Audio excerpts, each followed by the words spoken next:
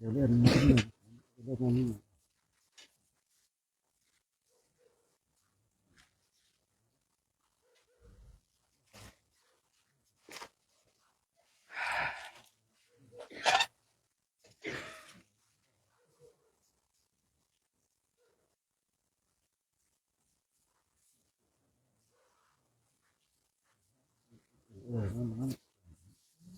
นั่นค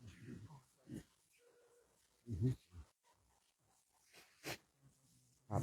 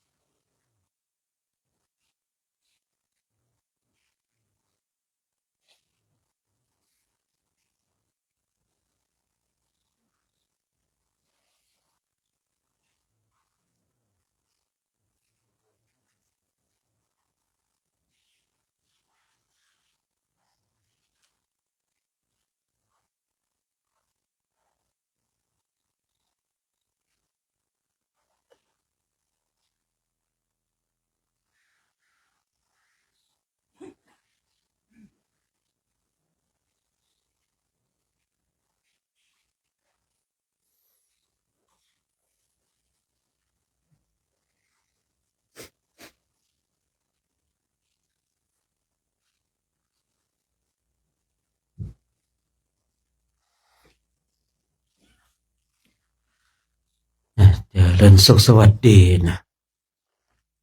โยคาวจรเจ้าทั้งหลายผู้ที่กำลังแสวงหาความจริงผู้ที่กำลังจะข้ามโอคา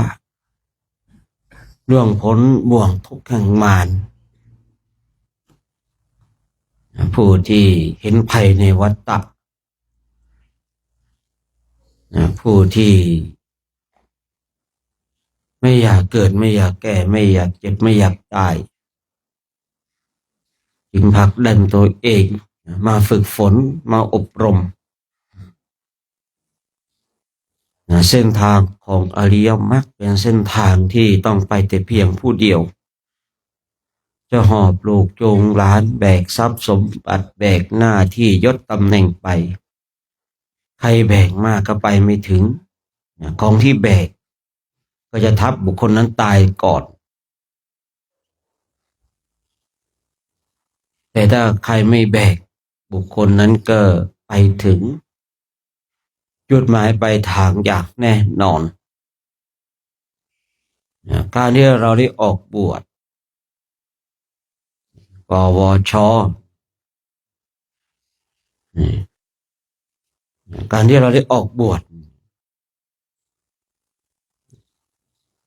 เป็นการที่จะทำให้เรานั้นมีโอกาสมากมีเวลามากมีโอกาสมากมีเวลามากกว่าคนโดยทั่วไปเพราะว่าเราไม่ต้องไปทำสิ่งอื่นๆเหมือนกับฆราวาสญาติโยมเพศของนักบวชจึงเป็นเพศที่สูงส่งเพศของนักบวชเป็นสัญลักษณ์แห่งความสุขเพศของนักบวชจึงเป็นเพศที่ควรค่าแห่งการเดินตาม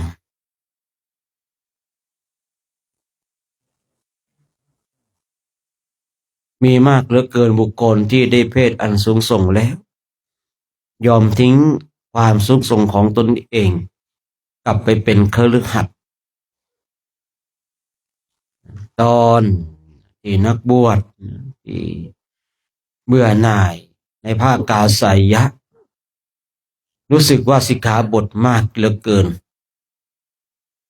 บอกลาสิกขาบทก็ว่าจงจำข้าพเจ้าไว้เถิดข้าพเจ้าเป็นคฤหัสถ์แล้วคำว่าคฤหัสถ์เนี่ยเขาความหมายเข้าใจง่ายคือเป็นผู้ที่ตกต่ำจากเพศนักบวชแต่ไม่ได้ตกต่ำจากคุณงามความดีนะไม่ได้ตกต่ำจากศีลสมาธิปัญญา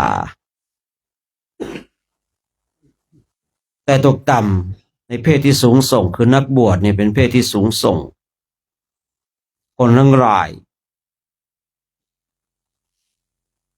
เห็นเรานุ่งผ้ากาสายะนะซึ่งเป็นธงชัยของพระอรหันต์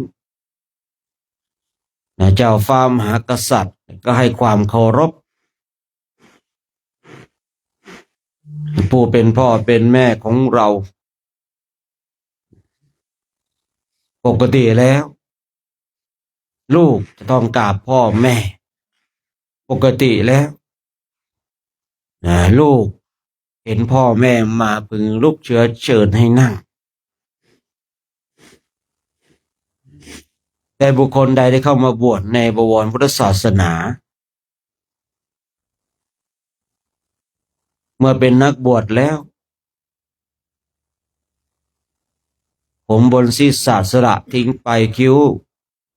ก็สละทิ้งไปทรัพย์สินเงินทองทั้งหลายก็สละไปมีแต่จีวรและบริขารผู้เป็นพ่อเป็นแม่ก็กราบไหว้พึงลุกลับพึงเชื้อเชิญเพศที่ทรงส่งแม้แต่เจ้าฟ้ามหากษัตริย์ก็ยังให้ความเคารพพระมหากษัตริย์ตั้งแต่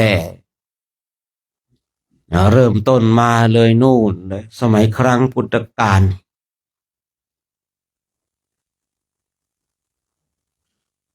เอาในต้นพุทธกาลเนี่ยก็มีความเลื่อมใสศรัทธาในบวรพุทธศาสนา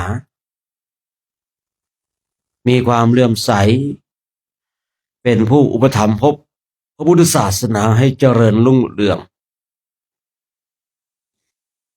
พระเจ้าพิมพิสารก็ดีเจ้าโกศลก็ดีพระเจ้าชาติศัตรูก็ดีพระเจ้าอุเทนก็ดีพระเจ้าสุทโธทนะก็ดีพระมหากษัตริย์ในสมัยต้นพุทธกาลเป็นผู้ที่ปกครองแว่นแคว้นทั้งหลายแม้แต่พระเจ้าลิบชวีที่อยู่แคว้นไวสาลีเวสาลีเยอะเหลือเกินนะในสมัยต้นพุทธกาลมาในยุคปัจจุบันเป็นความโชคดีนะอันนี้ต้องยกว่าเป็นความโชคดีนะที่ในฝ่ายของประเทศไทยมีพระมหากษัตริย์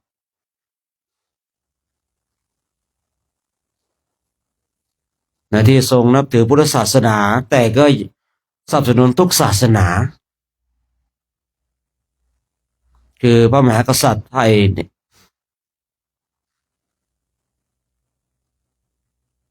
นับถือพุทธศาสนาแต่ก็สนับสนุนทุกศาสนา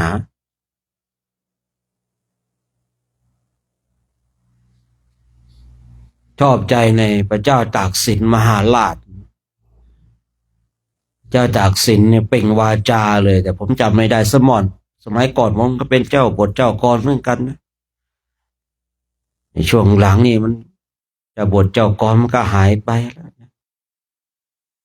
ที่เริ่มต้นว่าอันตัวกูชื่อว่าพญาตาก แล้วก็ต่อไปอีกนะอืม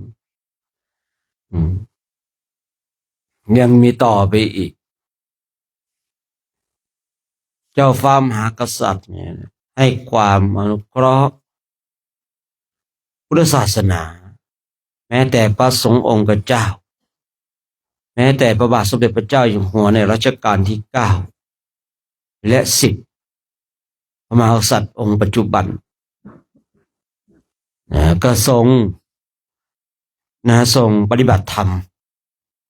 ทศพิธราชธรรมมีเต็มเปี่ยม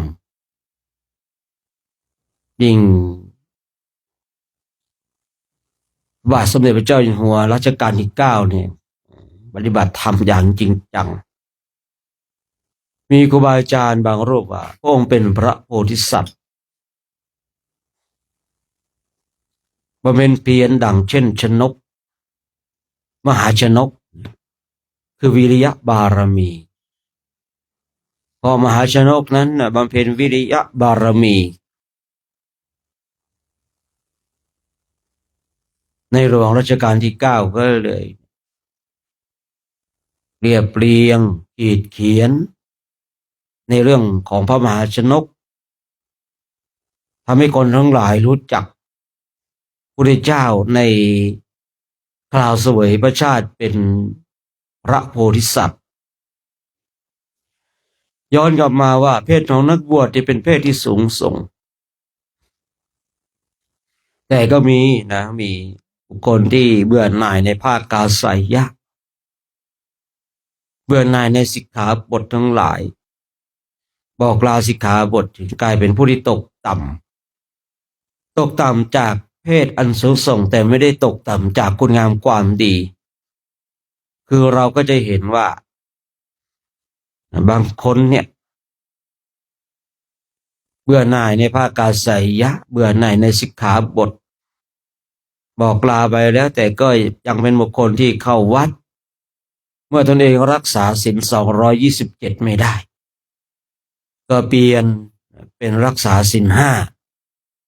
รักษาศีล5ไม่ได้ก็รักษาศีล4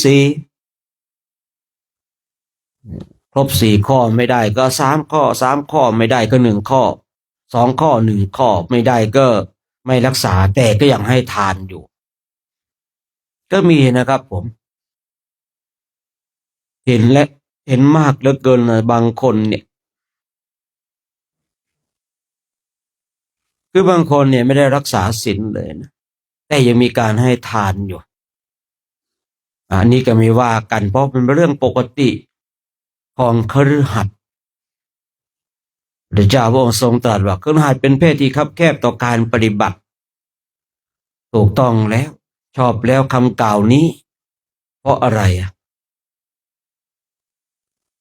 จะมานั่งหายใจเข้าพุทหายใจออกโทจะมานั่งท้องพองท้องยุบยากเหลือเกินนะแต่ก็ไม่ใช่ว่าทำไม่ได้ก็ทำได้แต่ว่ามันยากเหลือเกินอย่างสมมติว่าแต่งงานกันใหม่ๆแต่งงานกันใหม่ๆจะมานั่งท้องพองท้องยุบหายใจเข้าพุทหายใจออกโทเนี่ยเมียสะกิดกับพองหนอยุบหนอไงล่ะผัวสะกิดกับพุทโธหนอพุทโธเนี่ยผัวก็ไปมีกิ๊กเมียก็ไปมีกิ๊กนะสะกิดแล้วไม่สนองตอบไปแกนะในเรื่องมันยุ่งนะยิ่งถ้ามีลูกแล้วเนี่ยไปกันใหญ่เลยนะจะมานั่งหายใจเข้าพุทหายใจออกโทเนี่ยเดี๋ยวลูกก็ร้องนะเป็นไข้ไม่สบายบ้างไม่มีตังค์ซื้อนมบ้างโอ้ยเรื่องมันยุ่งเหลือเกินก็เลยเป็นเหตุให้ว่าคารวะหรือคฤหัสถ์เนี่ยเป็นเพศที่คับแคบต่อการปฏิบัติแคบมากเลยนะบุคคลที่ออกปฏิบัติได้หรือว่าบุคคลที่อยู่ที่บ้านแล้วปฏิบัติได้เนี่ยถือว่าสุดยอดเลยนะถามว่าผู้ที่เป็นคฤหัสถ์ปฏิบัติธรรมกรรมฐานได้ไหม ผมเคยเจอโยมอยู่ท่านหนึ่งนะฝึกปฏิบัตินะฝึกปฏิบัติจนได้ฌานสี่นะแกจะนั่งสมาธิตั้งแต่6 โมงเย็น6 โมงเช้านะบางทีก็ออก6 โมงเช้าบางทีก็ออกตี 5บางคราวก็ออกตี 4รู้หมดแล้วครับว่าใครจะไปหาคนนะคนที่มันมันได้แน่เนาะก็เหมือนคนปกติทั่วไปนี่แหละครับแต่ไม่บอกใครเขาก็ไม่รู้หรอกนอกจากคนที่มีญาณอย่างรู้ด้วยกันเองวันหนึ่งแกก็เข้ามาหาผมแล้วแกติดสุขในบุคคลเนี้ยตั้งแต่ผมได้เจอได้บวชมาแล้วเจอนี่มีคนนี้ที่ว่าใช้คำว่าติดสุขได้อย่างเต็มปากนอกนั้นก็ภาวนานั่งสมาธิกลัวจะติดสุขกลัวไม่มีสมาธิจะติดเลยสิแต่ไม่โยมท่านเนี้ยที่ผมกล้าพูดเลยว่าแกติดสุขอย่างแท้จริงนะคนนี้มาเจอนะมาเจอผมก็คุยโยมต้องหัดพิจารณาบ้างผมไม่เอาครับผมไม่เอาผมมีความสุขเช่นนี้ผมพอใจเพียงเท่านี้คือเรารู้เลยว่านี่คือไม่ใช่อริยสัยที่เราจะต้องสอนกันสองข้อหนึ่งรู้เลยว่าอริยสัยเนี่ยไม่ใช่จะเป็นครูอาจารย์ที่จะต้องมาสอนมาบอกกันเพราะคำกล่าวเช่นนี้เป็นคำกล่าวที่แบบเอ่อพูดง่ายๆว่าฉันมีความสุขของฉันแล้วคุณไม่ต้องมายุ่งกับฉันเลยประมาณนั้นแหละนะแต่ถ้าว่าเจอครูอาจารย์ที่มีอริยสัยต้องกันเคยสอนกันมานะแกก็คงจะเชื่อนะแกก็คงจะรักสุขนั้นแต่ผลสุดท้ายแกก็ตายโดยที่ว่าน่าจะทรงฌานสี่แกได้ฌานสี่จริงๆนี่คนเนี้ยฝึกฝนอบรมแล้วแกไม่ได้เปิดตัวว่าเป็นผู้นู่นนี่นั่นนะแกก็รู้จิตรู้ใจจริงๆเนี่ยแกรู้จิตรู้ใจจริงๆเก่งก็เข้าสมาธินี่เก่งมากๆเลยนะคุยเรื่องสภาวะคุยเรื่องการเข้าออกของฌานก็เก่งมากเลยเข้าได้เร็วชำนาญด้วยก็ลองคิดดูนะนั่งสมาธิ6 โมงเนี่ย6 โมงเย็นเนี่ยออกโน่นนะตี 3ตี 4ตี 5นั่นแล้วแต่ที่ผมเคยคุยข้างก่อนด้วยว่าบางทีเขาอยากจะออกตอนไหนเข้านานกระดัดไหนก็ได้อธิษฐานจิตจะออกกี่โมงมันก็เป๊ะเวลานั้นนะนี่เหมือนกันนะแต่พวกที่ชอบอ้างตนก็มีมากเหมือนกันนะคนอ้างตนนี่คือโดยส่วนมากก็จะคือเป็นแก๊งนะกระบวนการสมัยก่อนเอาสมัยก่อนนะพวกกันนี่แหละนะพวกกันนี่แหละสมัยก่อนมันไม่ได้มีโทรศัพท์อะไรอย่างนี้ใช่หรือเปล่าอืมมันมีวอลครับวิทยุสื่อสารนั่นก็จะให้ลูกศิษย์ของตนเองอ่ะไปอยู่ที่หน้าประตูอยู่ไกลๆเลยนะแต่ไม่พ้นแต่ให้อยู่ในอาณาเขตของสัญญาณวอลพอรถใครเข้าวัดปุ๊บรายงานอาจารย์เลยนะว่ารถหมายเลขสีขาวเลขทะเบียนนั้นนี่พออาจารย์นะอาจารย์นั่งรอเลยนะอาจารย์นั่งรอเลยนั่งรอพอโยมเข้ามาถึงปุ๊บเรานั่งรอท่านนานแล้วเนี่ยเรารู้แล้วว่าท่านจะมาวันนี้เรานั่งรอนานแล้วอันนี้คือกระบวนการของการหลอกลวงนะเรานั่งรอท่านนานแล้วบางทีผมก็เห็นบางทีก็รู้ว่าบางทีโยมเขามาคุยบางสิ่งบางอย่างให้ฟังเราก็บางอย่างเขาก็ศรัทธาอยู่เราไม่อยากไปขัดศรัทธาเขานี่ปิติเขากำลังเกิดไม่อยากทำให้ปิติของเขาเนี่ยหายไปนะทีนี้โยมก็โอ้ยพระท่านรู้ใจเนี่ยท่านรู้นี่ว่าเราจะมาไงนะป้ายทะเบียนเนี่ยป้ายทะเบียนรู้สึกมันไม่ดีนะ เนี่ยเริ่มแล้วป้ายทะเบียนไม่ดีแล้วนะทีเนี้ยคนถูกทักว่านั่งรอนานแล้วแล้วคนที่มาก็เห็นว่านั่งรอจริงๆอย่างเงี้ยนะมาถูกป้ายทะเบียนนี้ใช่ไหมใช่โอ้โหขนาดนั่งอยู่ตรงนี้ยังรู้เลยนะว่าป้ายทะเบียนอะไรเนี่ยแล้วต้องทำยังไงครับเนี่ยเอาแล้วกระบวนการหลอกมาแล้วกระบวนการหลอกมาแล้วไปมาก็เป็นแก๊งนั่นนะชอบใจนะชอบใจอยู่ท่านหนึ่งตอนบวชอยู่ลูกศิษย์เนี่ยอายุประมาณสัก80แล้วมั้งนะ80แล้วตอนบวชเป็นพระเดินไม่ได้นะลูกศิษย์ต้องคอยเข็นคอยอะไรคอยหนุนนี่นั่นนะวันหนึ่งถูกธิดาของพญามารเข้ามาถูกหญิงอายุ18พาศึกไปนะพาศึกไปก่อนตอนที่ตัวเองบวชอยู่นะลูกศิษย์ลูกหาเนี่ยวินทานั่งรถเข็นคือทำสารพัดช่วยเหลือสารพัดเลยดุจเทพเจ้านะแต่ว่าบางทีไม่ใช่ของจริงเนาะอยู่ที่การหลอกลวงกรรมวิบากที่ดามานก็เลยพาไปเมื่อธิดา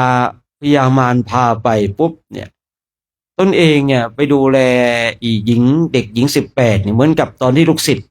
ของตนเองดูแลเลยนะดูแลอย่างดีเลยก่อนหน้านั้นตัวเองเนี่ย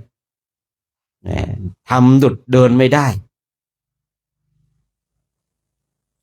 แต่ก็เดินได้นะแต่ก็ทำเดินไม่ได้คือบางทีก็เรียกคะแนนสงสารกระบวนการของการหลอกลวงนี่นะคือหลอกคนเนี่ยไม่ใช่ยากเรื่องในยุคปัจจุบันนี้นะแต่หลอกแล้วมีกรรมวิบากติดตามมานี่คือสาระสำคัญนี่คือสาระสำคัญนะคือหลอกคนยิ่งถ้าเราเป็นนักบวชเนี่ยจะหลอกคนให้มันเรื่องง่ายท่านทั้งหลายแต่ท่านทั้งหลายพึงระลึกนึกถึงกรรมที่จะติดตามมาด้วยนะคนเนี้ยที่80เนี่ยนะก็เจอกรรมวิบากที่ดาพยามารหลอกตังจนหมดนะพอหมดแล้วก็ที่ดาพยามารก็หนีทิ้งนะครับโอ้มัน18กับ80นะเนาะมันคิดดูนะผมเคยเข้าไปถามปู่บางองค์นะอยากศึกไหมปู่เนี่ยถ้าเจอสาวๆก็ศึกเหมือนกันแหละว่ากันนะกิเลสเนี่ยมันไม่ได้แก่ตามอายุนะประมาทไม่ได้ท่านทั้งหลายเนี่ยทิ้งการปฏิบัติธรรมกรรมฐานเนี่ยมันทำให้เราหลุดออกจากเพศอันสูงส่งได้นะ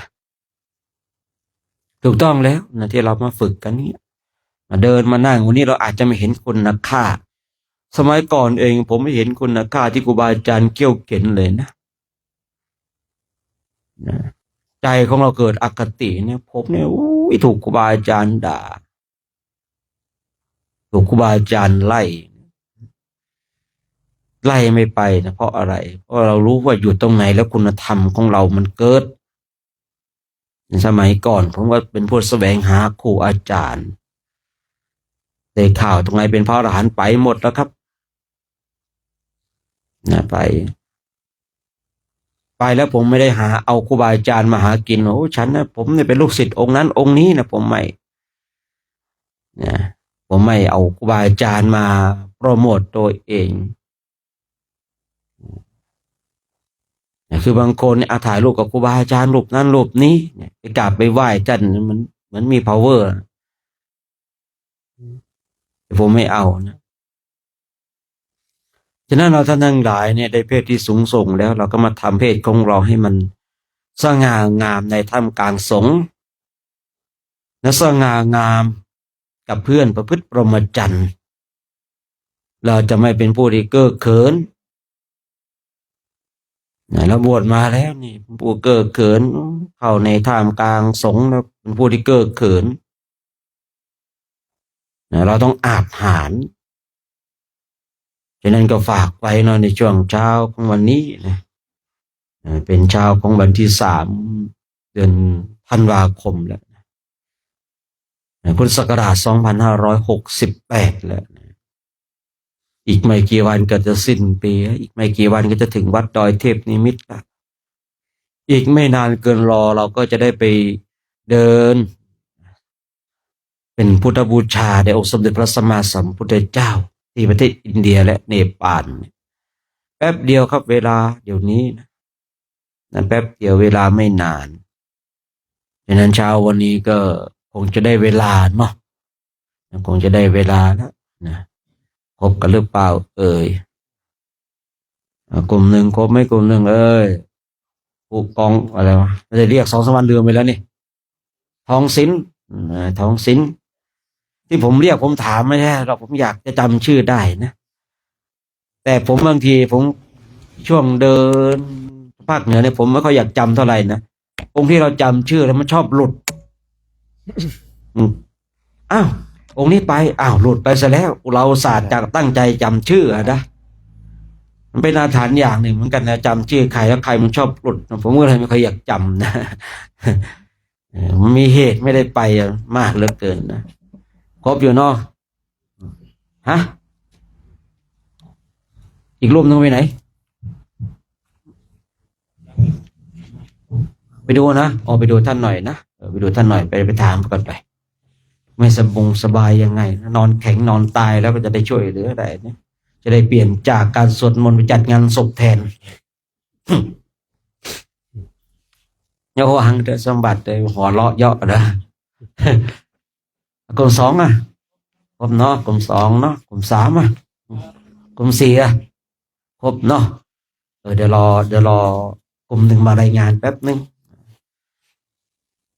เพราะว่าเกิดไม่ท่านคืออย่างนี้ที่ผมถามเนี่ยคือบางรูปเนี่ยท่านมีความเกรงใจในเพื่อนพุทธพรหมจรรย์สูงนะครับคือเวลาท่านเจ็บท่านป่วยท่านไม่กล้าที่จะบอกคนอื่นท่านเกรงใจมีนะครับเนี่ยพระที่ท่านเป็นเช่นนี้ที่ตั้งความเกรงใจกับหมู่คณะทีนี้เราท่านทั้งหลายเนาะไหนคุยเรื่องนี้นะคือเราระฆังเราดังตี 3:30เนี่ยฉะนั้นบุคคลใดตื่นก่อนเราก็ต้องทำให้เงียบให้มากที่สุดนะแต่ถ้าเสียงระฆังดังแล้วคนนี้ก็เราก็ทำตัวปกตินะแต่ถ้าว่าเราตื่นก่อนเนี่ยเราก็ต้องเงียบให้มากที่สุดเมื่อเช้าผมจะต้องตื่นนะตี 2:30นะอาจารย์มานิดเนาะให้เสียบกระติกน้ำร้อนมาเสียบน้ำร้อนเลยด้วยเสียงดังลั่นสะดุ้งเลยครับผมนะไม่รู้บอกใครไม่รู้นะวันนี้ตื่นแล้วก็เอาแล้วนอนก็เกือบเที่ยงคืนนะเนาะไปมาเนี่ยได้สัก2 ชั่วโมงกว่าเองในวันเนี้ยนะเมื่อคืนได้2 ชั่วโมงกว่าเองนะพลังคือเราปกตินะคือถ้ามันมีเสียงเงียบๆเนี่ยมันก็จะตี 3มากับเฮ้ยเสียงกระติกรอด้วยนะแกเสียงดังด้วยเนาะคนหูตึงนะคุยเสียงดังครับลงตื่นเมื่อคืนก็เลยได้2 ชั่วโมงกว่าเท่านั้นเองนะเมื่อคืนเลิกไปแล้วก็ทำมันก็แก๊กอยู่ในเต็นท์อยู่รูปเดียวนะก่อนนั้นก็นั่งสมาธิเมื่อคืนก่อนนั่งหลับเลยครับนะนั่งในเต็นท์นะตื่นมาน้ำลายไหลเลยครับผมเดี๋ยวหลับเป็นนิดนึงนะมันใช้ร่างกายมันต้องการพักอย่างเต็มที่นะว่าไงครับ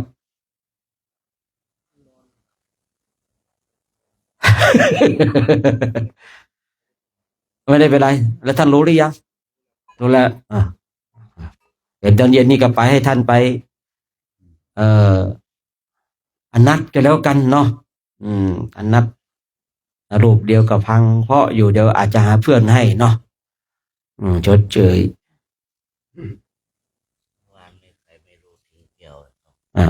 ของผมเองเย็นนี้ทองแดงไปเพื่อนเขาก็แล้วกันนะ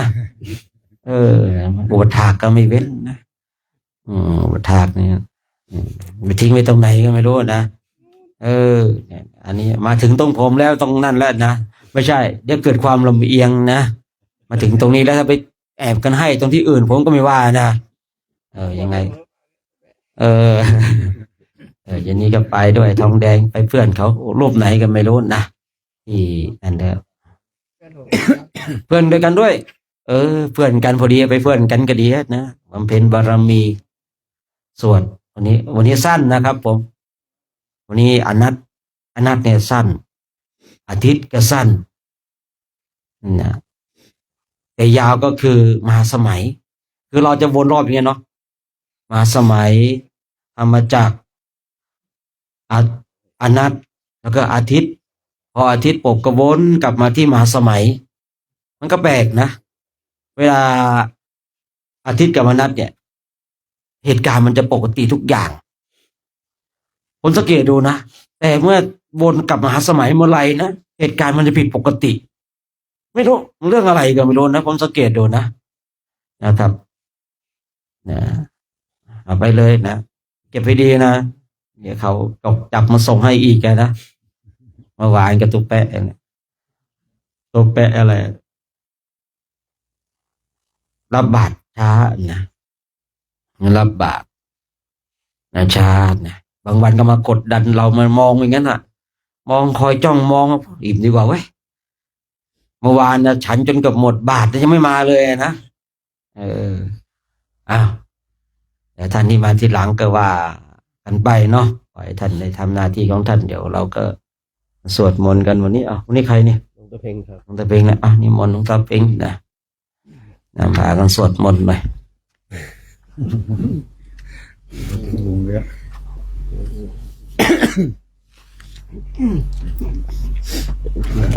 โอ้โหหมอกเต็มเลยเนี่ยญาติโยม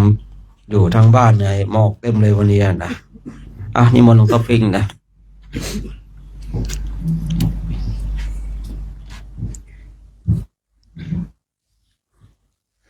ขอกราบพระวะอาจารย์ทุกท่านนะครับที่ได้มาเป็นผู้นำพาสวดโยโสภะคะวะอะระหังสัมมาสัมพุทโธสวากขาโตเยนะภะคะวะตาธัมโมสุปฏิปันโนยัสสะภะคะวะโตสาวกสังโฆธัมมังยังภะคะวันตังสัทธัมมังสัสสังฆังอิเมหิสกาลิหิยะถาระหังอารุปิเตหิอภิปูชยามะสาธุโนพันเตภะคะวะสุจิระปะรินิพุตโตปิปัจฉิมาชนะตานุกัมปมานาสาอิเมสกาลิทุขตาปนาการะภูเตปฏิคันหาตุอัมหากังติคารตังหิตายะสุขายะอะระหังสัมมาสัมพุทโธภะคะวะพุทธังภะคะวันตังอภิวาเทมิกะสวากขาโตภะคะวะตาธัมโมธัมมังนัมมัสสามิสุปฏิปันโนภะคะวะโตสาวกสังโฆสังฆังนามามิ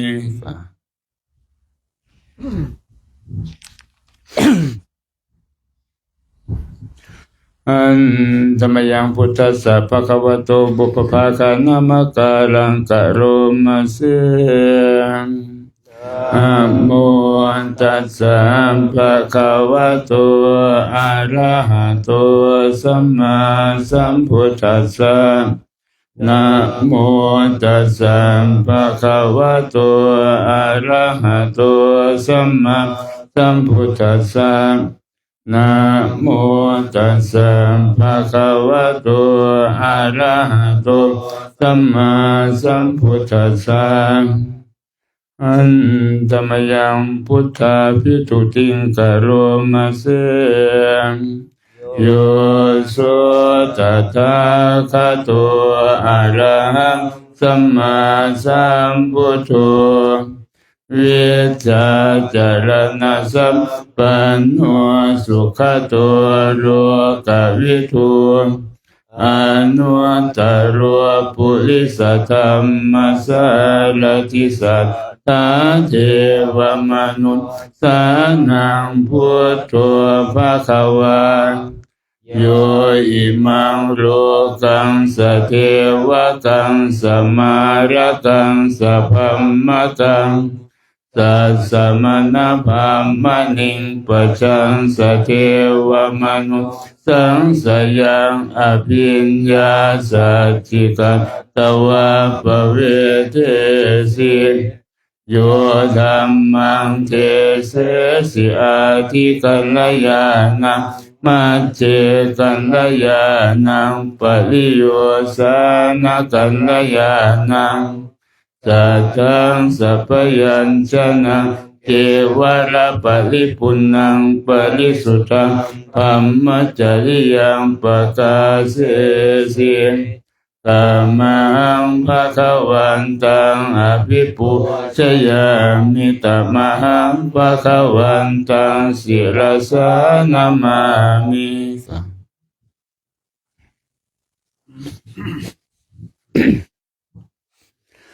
อัน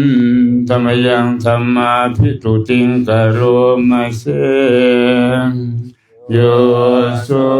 สวากขาโตภะคะวะตาธัมโมสันติติโกอาคาลิโกเอหิปัสสิโกโอปะนะหิโกปัจจตังเวทิตาโพวิญโยหิธัมมังธัมมังอภิปูชยามิธัมมังธัมมังศิรสานามามิ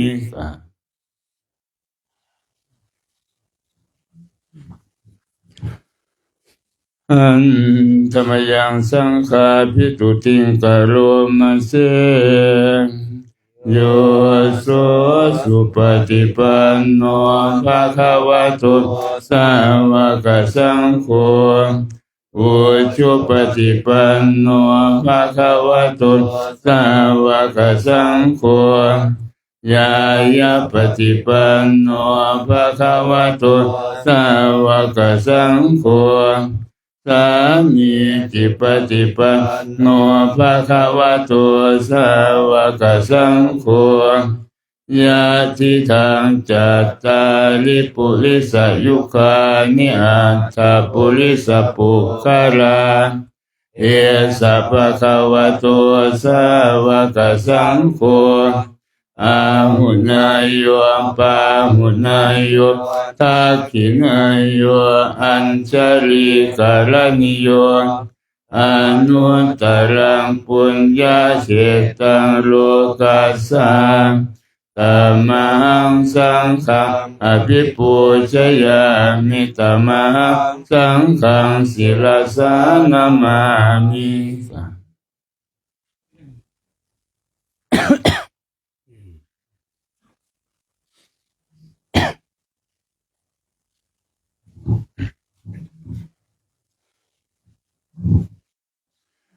อันธรรมยังรัตนตยปนามคาทาโยเจวะสังเวคาปริจิตนาปทัญจะปนามาเสพุทโธสุสุโธกรุณามหันนะโวโยจันตสุทัพปรยานโรจโนโรกัสสะปะปุปจิเลสะคาตะโกวันธามิพุทธังอะหัมาทะเลนะตังธัมโมปฏิโปวิยตัสสะสัตถุโนโยมัคคปะกามัตเพทะพินนะโกโรกุตตะโรโยจัตตะทัตถิปโน วันธามิธัมมังอหมาทะเลนะตังสังโฆสุเกตาปยติเกตาสัญญิโตโยทิตาสันโตสุขตานุโพธโกโรรัปปหิโนอริโยสุเมธโสวันธามิสังฆังอหมาทะเลนะตังอิเตวะเมกันตปิปูสเนยกังวัตถุตยังวันตยตาปิสังขตัง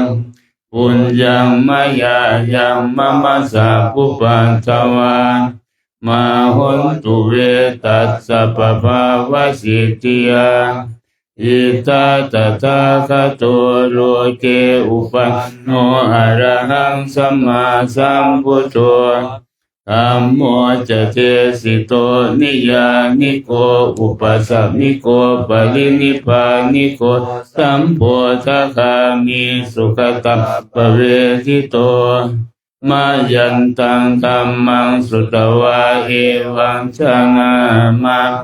ชาติปิทุกขาชราปิทุกขามรณะปิทุกขังโสกปริเทวทุกขโทมนัสสุปายาสาปิทุกขังอภิเยหิสัมปโยโคทุโคปิเยหิวิปปโยโคทุโคยังปิตังนรปฏิตังปิทุกขังสังคิเตนะปัญจุปาทานขันธาทุกขังเกยติทังรูปุปาทานขันโทเวทนุปาทานขันโทสัญญูปาทานขันโทสังขารูปาทานขันโทวิญญาณุปาทานขันโทเยสังปริญญายาธารมาโนโสภะคะวาเอวังกัมรังสาวะเจวินิติเอวังภาคาจัปนัสสะภะคะวะโตสาวะเกสุอนุสาสนิพหุราภวัตติรูปังอนิจจังเวทนานิจจาสัญญานิจจาสังขารานิจจาวิญญาณังอนิจจังรูปังอนัตตาเวทนานัตตาสัญญานัตตาสังขารานัตตาวิญญาณังอนัตตาสัพเพสังขารานิจจาสัพเพธัมมาอนัตตาติเตมยังโอตินามหาชาติยาชรามรณะนะโสเจหิปริเทเวหิทุกเขหิทุมนาเสหิอุปายาเสหิทุกโขตินาทุกขปะเลตาอเปวนามิมาสเกวราสตุขังขันทัสสะอันตกิริยาปัญญาเยธาติจิระปรินิพพุตังปิตังภคะวันตังอุทิสสะอรหันตังสัมมาสัมพุทธังสัทธาคารัสสมาอนาคาลิยังปัปปชิตาตัสมิงภคะวติปัมมัจจริยังจรามาภิกขุนังสิกขาสาสิวะสมาปันนาตังโนภัมมัจจริยังอิมาสเกวราสตุขังขันทัสสะอันตกิริยายะสังวัตตุติ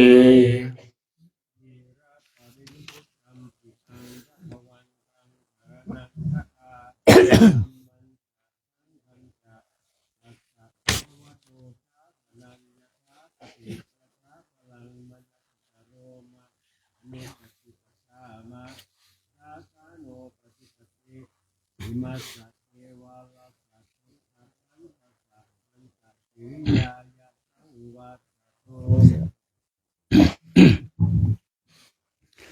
อันธรรมยังตังคณิกาปัจเจเวคณะปะทังปนามาเสป ฏิสังขารโยนิโสจิวรังปฏิเสวามิยาวะเทวสิตัสสะปฏิฆาตายะอุณหาสะปฏิฆาตายะตังสมาคัสสะวะตาตปะสิลิงสัพพะสัมปัสสานังปฏิฆาตายะยาวะเทวะหิริโกปินะปฏิชาตนาจาปฏิสังขารโยนิโสปินทปาตังปฏิเสวามิเนวตวายนะมัทายนะมันตนายนะวิภูสนายะยาวะเทวะอิมัสสะกายัสสะทิฏฐิยายะปนายะวิหิงสุปรติยะธัมมจริยานุขายะอิติปุรานันจะเวทนาปฏิหังคามินวันจะเวทนานาอุปาเทสามิยาตราจะเมภวิสติอนวัจจตาจะภาสุวิหารโลจาเตปฏิสังขารโยนิโสเสนาสนังปฏิเสวามิยาวะเทวสิตัสสะปฏิฆาตายะอุณหาสะปฏิฆาตายะตังสมาคัสสะวะตาตปะสิลิงสัพพะสัมปัสสานังปฏิฆาตายะยาวะเทวะอุตุปริสยวิโนทนะปฏิสันลานารามาตาปฏิสังขารโยนิโสทิรานะปัจจยเภสัจจะปริคารังปฏิเสวามิยาวะเทวะอุปันนานังเวยาปาทิกานังเวทนานังปฏิฆาตายะอัปปยาปัจจปรมัตตายาติ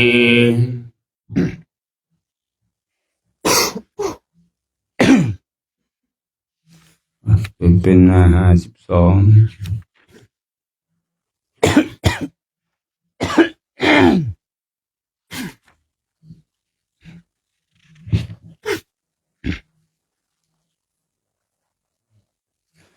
นะโมตัสสะภะคะวะโตอะระหะโตสัมมาสัมพุทธัสสะนะโมตัสสะภะคะวะโตอะระหะโตสัมมาสัมพุทธัสสะนะโมตัสสะภะคะวะโตอะระหะโตสัมมาสัมพุทธัสสะพุทธังสรณังคัจฉามิธัมมังสรณังคัจฉามิสังฆังสรณังคัจฉามิทุติยมปิพุทธังสรณังคัจฉามิทุติยมปิธัมมังสรณังคัจฉามิทุติยมปิสังฆังสรณังคัจฉามิตติยมปิพุทธังสรณังคัจฉามิตติยมปิธัมมังสรณังคัจฉามิตติยมปิสังฆังสรณังคัจฉามิโยจักขุมาโมหะปัสสะโตสามังวะพุทโธสุขโตวิมุตโต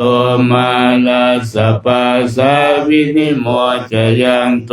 ปาเปสิเกจนะตังวินัยยังพุทธังวรันตังศิรสานามามิโลกัสสนะขันจะวินัยกันจะตันเตชะสาเตชยสิทธิโหตุสัพพันตรายะจะวินาสเมนตุธรรมโมทัจโจโยวิยตาสสะตุทัสเสสิโล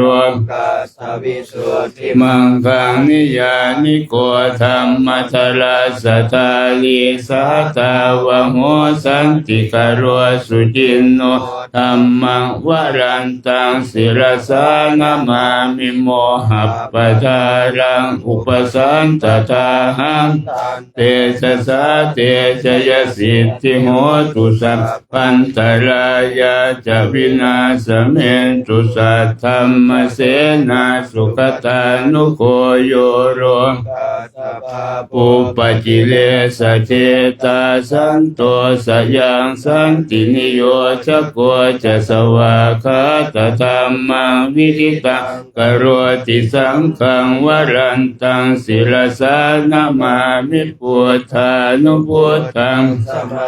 ประทิทิงตันเตชะสาเตชะยสิทธิโหตุสัพพันตรายาจะวินาสเมนตุนะโมอะระหะโตสัมมาสัมพุทธัสสะมะเหสิโนนะโมพุทธมธัมมัสสะสวะตาเสวะเตนิทนะโมมหาสังฆัสสะภิวิสุทธิละทิติโนนะโมโลมัตตยารัตตสรัตนัตตยาสัสสะทุกังนะโมโอมกาติตัสสะตัสสะวะตุมตยาสปินะโมกาลาปะภาเวนะวิคัตฉันตุอุปัฏฐวานะโมกาลานุภานะสุวัติโหตุสัพพทานะโมกาลาสติเจนะวิธิมิโหมิเตสวะปะหุงเท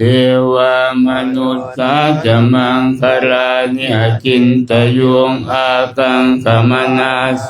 ธานังพรูหิมะคารมุตตมังอเสวนาจะภารานังปันติตานันจะเสวนาปูชาจะปูชนียานัง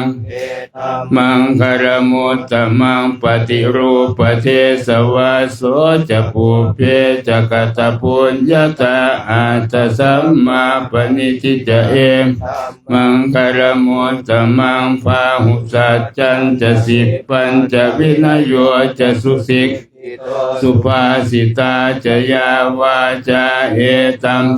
คารมุตตมังมาตาปิตุอุปัฏฐานังพุทธทาราสสังฆโหอนาคุราจะกัมมันตัง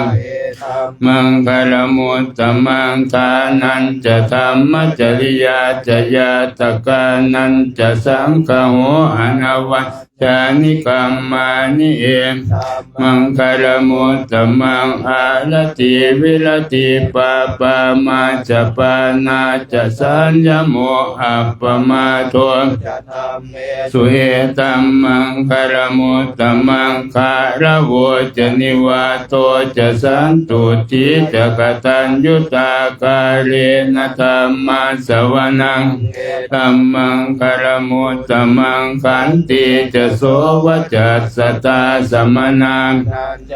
สนังกาเลนะธัมมัจจกัจฉาเอตัมมังคารมุตตมังตโปจะพัมมัจจริยันจะอริยสัจจานัทาสนังนิพพานาสัจจิกิริยาธัมมังคารมุตตมังทาสโรกธัมเมหิจิตตังยาสนกัมปติอโศกังเขมังเอตัมมังคารมุตตมังเอตาทิสานิกาตวานะสัพพัทธมาปราชิตาสัพพัทธโสติงคาชันจิตาเตสังมังคารมุตตมันเต ยานิทัพพุตานิสมาคตานิภูมานิวายานิวะอันตริเกสัพเพวะพุตาสุมนาภวันตัวโตปิสักกัจจสุนันตุภาสิตังมหิพุตานิสาเมตสัพเพเมตังกโรติวะนัปชายาทิวาจรัตโตจหรันติเยปริงตัสสมาหิเนราคตาอัปปมาตังยังกินจิเวทังหิตวะหุรังวาสาเกสุวา นังปณิตังนโนสมังอาทิตถาคเตนะอิทัมปิพุทเทรัตนังเอเตนะสัจเจนะสุวัจจิโหตุขยังวิราคังอมตังปณิตังยถาสคาสักยมุนีสมาเตนะธรรมเมนะสมาธิจินติอิทัมปิธรรมเมรัตนังเอเตนะสัจเจนะสุวัจจิโหตุยังพุทธเสโตปริวันนะเยสุจิงสมาธิมานันตลิกันยมาหุสมาธินาโมนเวชติอิทัมปิธรรมเมรัตนังปณิตัง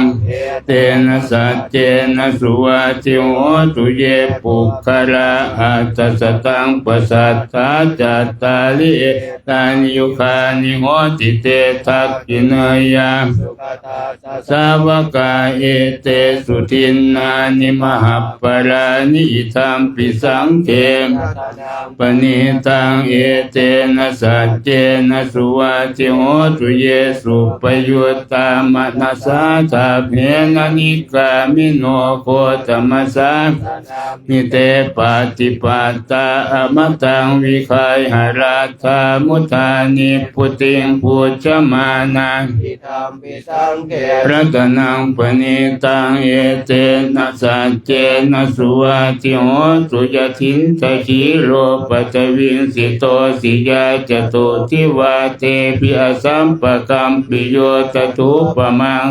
พุทธามิโยอริยสัจจานิอเวจปัสสติเกรัตนังปณิตังเอเตนะสัจเจนะสุวัจจิโหตุเยอริยสัจจานิวิภาวยันติคัมภีรปัญเยนะสุเตสิตานิกินจาปิเตปมาตานะเตภวังอาตมมาทิยันติอิทัมปิสังเขตังเอเตนะสัจเจนะสุวัจจิโหตุสหวัสสลัสปัทายตายาสุธรรมาชัย อิตาภวันติอายติติวิติติกิจันจัสอปตังวาปิยตาติกินติจตุปหานัสจะวิปพุตโตจะจาพิธานานิอาภัพโภกาตุงอิทัมปิสังเขมเจนะสุวัจจิโหตุจินจาปิโสกัมมังกโรติปาปะกังกายเยนวาจายอุตตัสสาวะอภัพโภโสตัสสะปฏิชตายะปตาติสัพพทัสสวุตตาอิทัมปิสังเขตังเอเตนะสัจเจนะสุวัจจิโหตุวนาปะคุเพยถาพุติตัสเกชิมหานมานะเสปะตมิชิมเหตถุปมังธรรมวรังอเจสยินิพพานคามิงปรมังหิตายะอิทัมปิพุทเถปณิตังเอเตนะสัจเจนะสุวัจจิโหตุวโรวรัญญูวรโทวราหะโรตโรธรรมวรังอเทสยิอิทัมปิพุทเทรัตนังตังเอเตนะสัจเจนะสุวัจจิโหตุจีนังปุรานังนวังนาทิสัมภวังวิราชกิตายติเกภวาสมิงเตชาอวิรุณิฉันทานิพพันติทีรายถายัมปฏิโปอิทัมปิสังเกรัตนังตังเอเตนะสัจเจนะสุวัจจิโหตุญาณิทัพพุตานิสมาคตานิปุมมานิวายะตริเขตถาคตังเทวมนุสสปุจิตังพุทธังนามัสสามาสุวัจจิโหตุญาณิทัพพุตานิสมาคตานิปุมมานิวาอันตริเขตถาคตังเท วมนุสสปูชิตังธัมมังนามัสสามาสุวาติโหตุยานิทัพพุตานิสมาคตานิภูมิยานิวะอันตริเกตถาคตังเทวมนุสสปูชิตังสังฆังนามัสสามาสุวาติโหตุเปิดกับไปหน้า31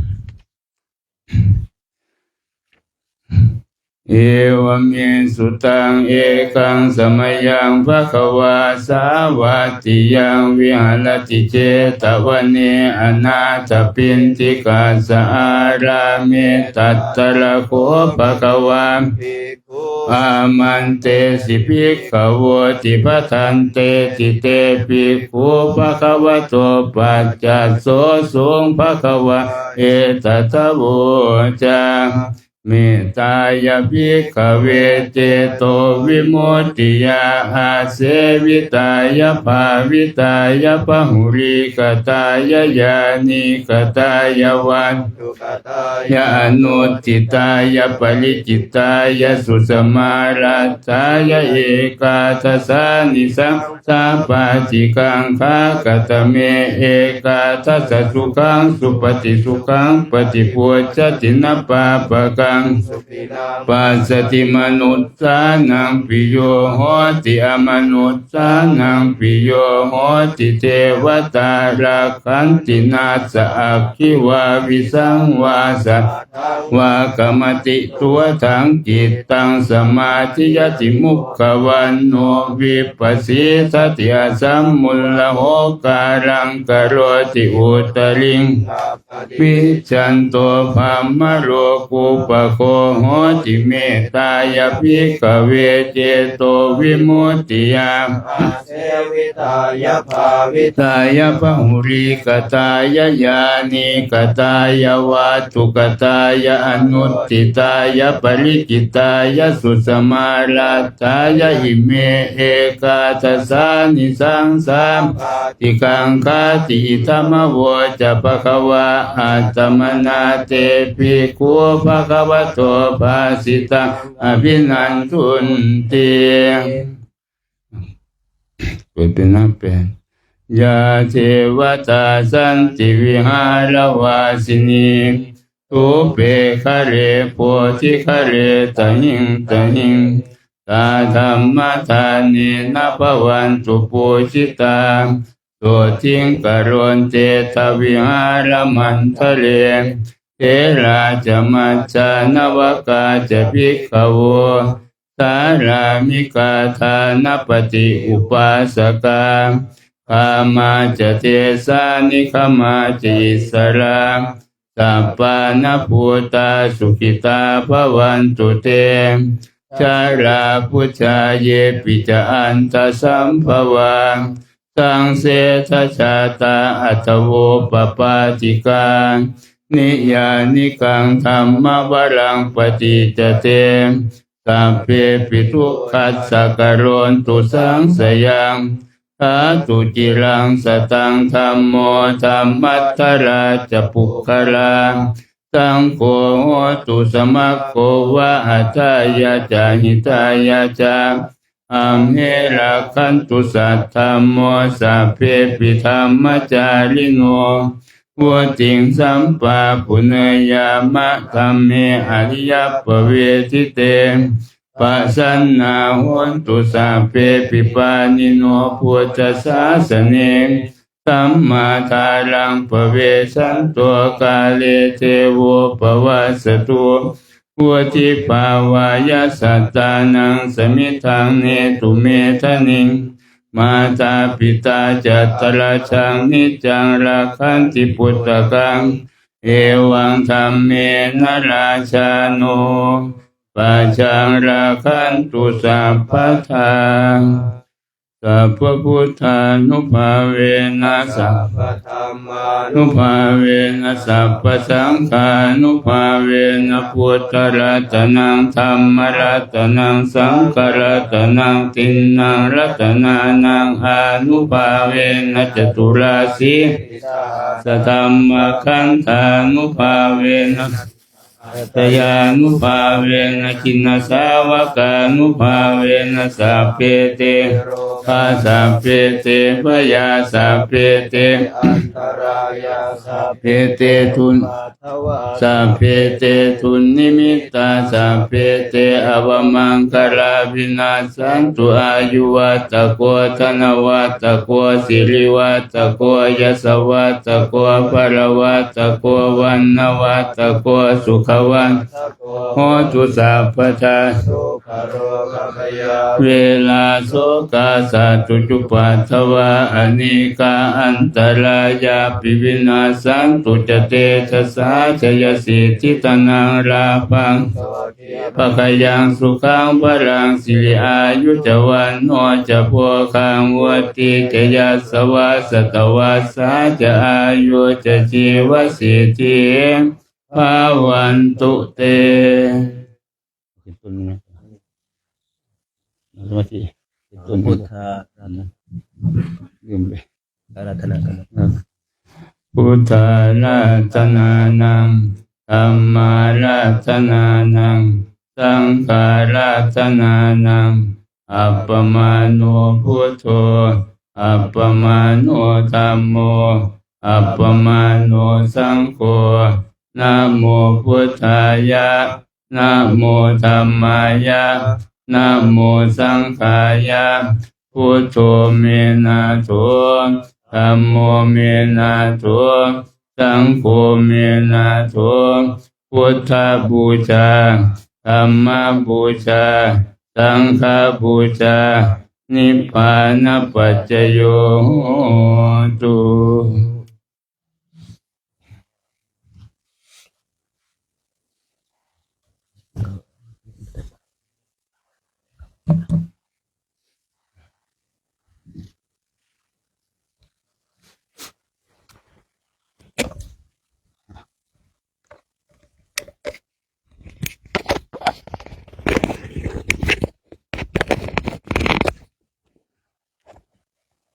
จีวรหนึ่งผืนผ้าสังฆาติหนึ่งผืนก็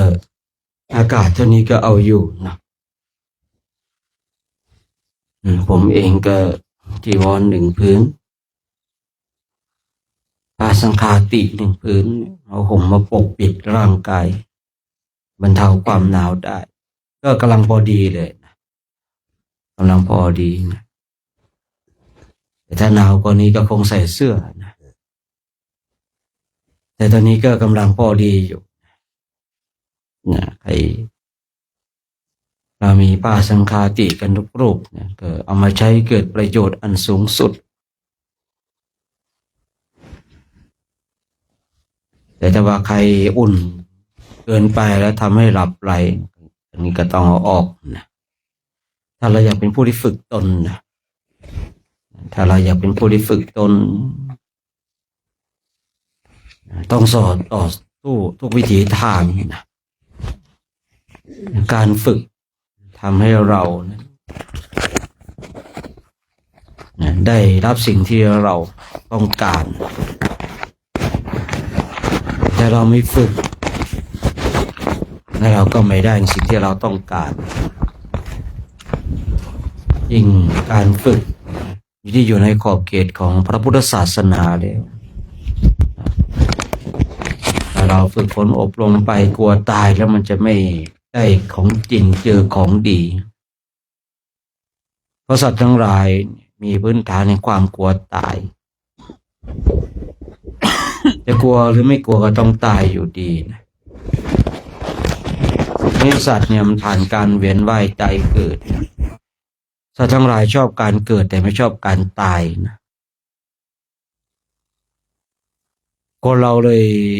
ชอบการเกิดนะแต่ไม่ชอบการตายบางคนเนี่ยพอคุยเรื่องความตายแล้วก็สลดสังเวชใจไม่อยากได้ยินไม่อยากได้ฟังเรื่องราวของความตาย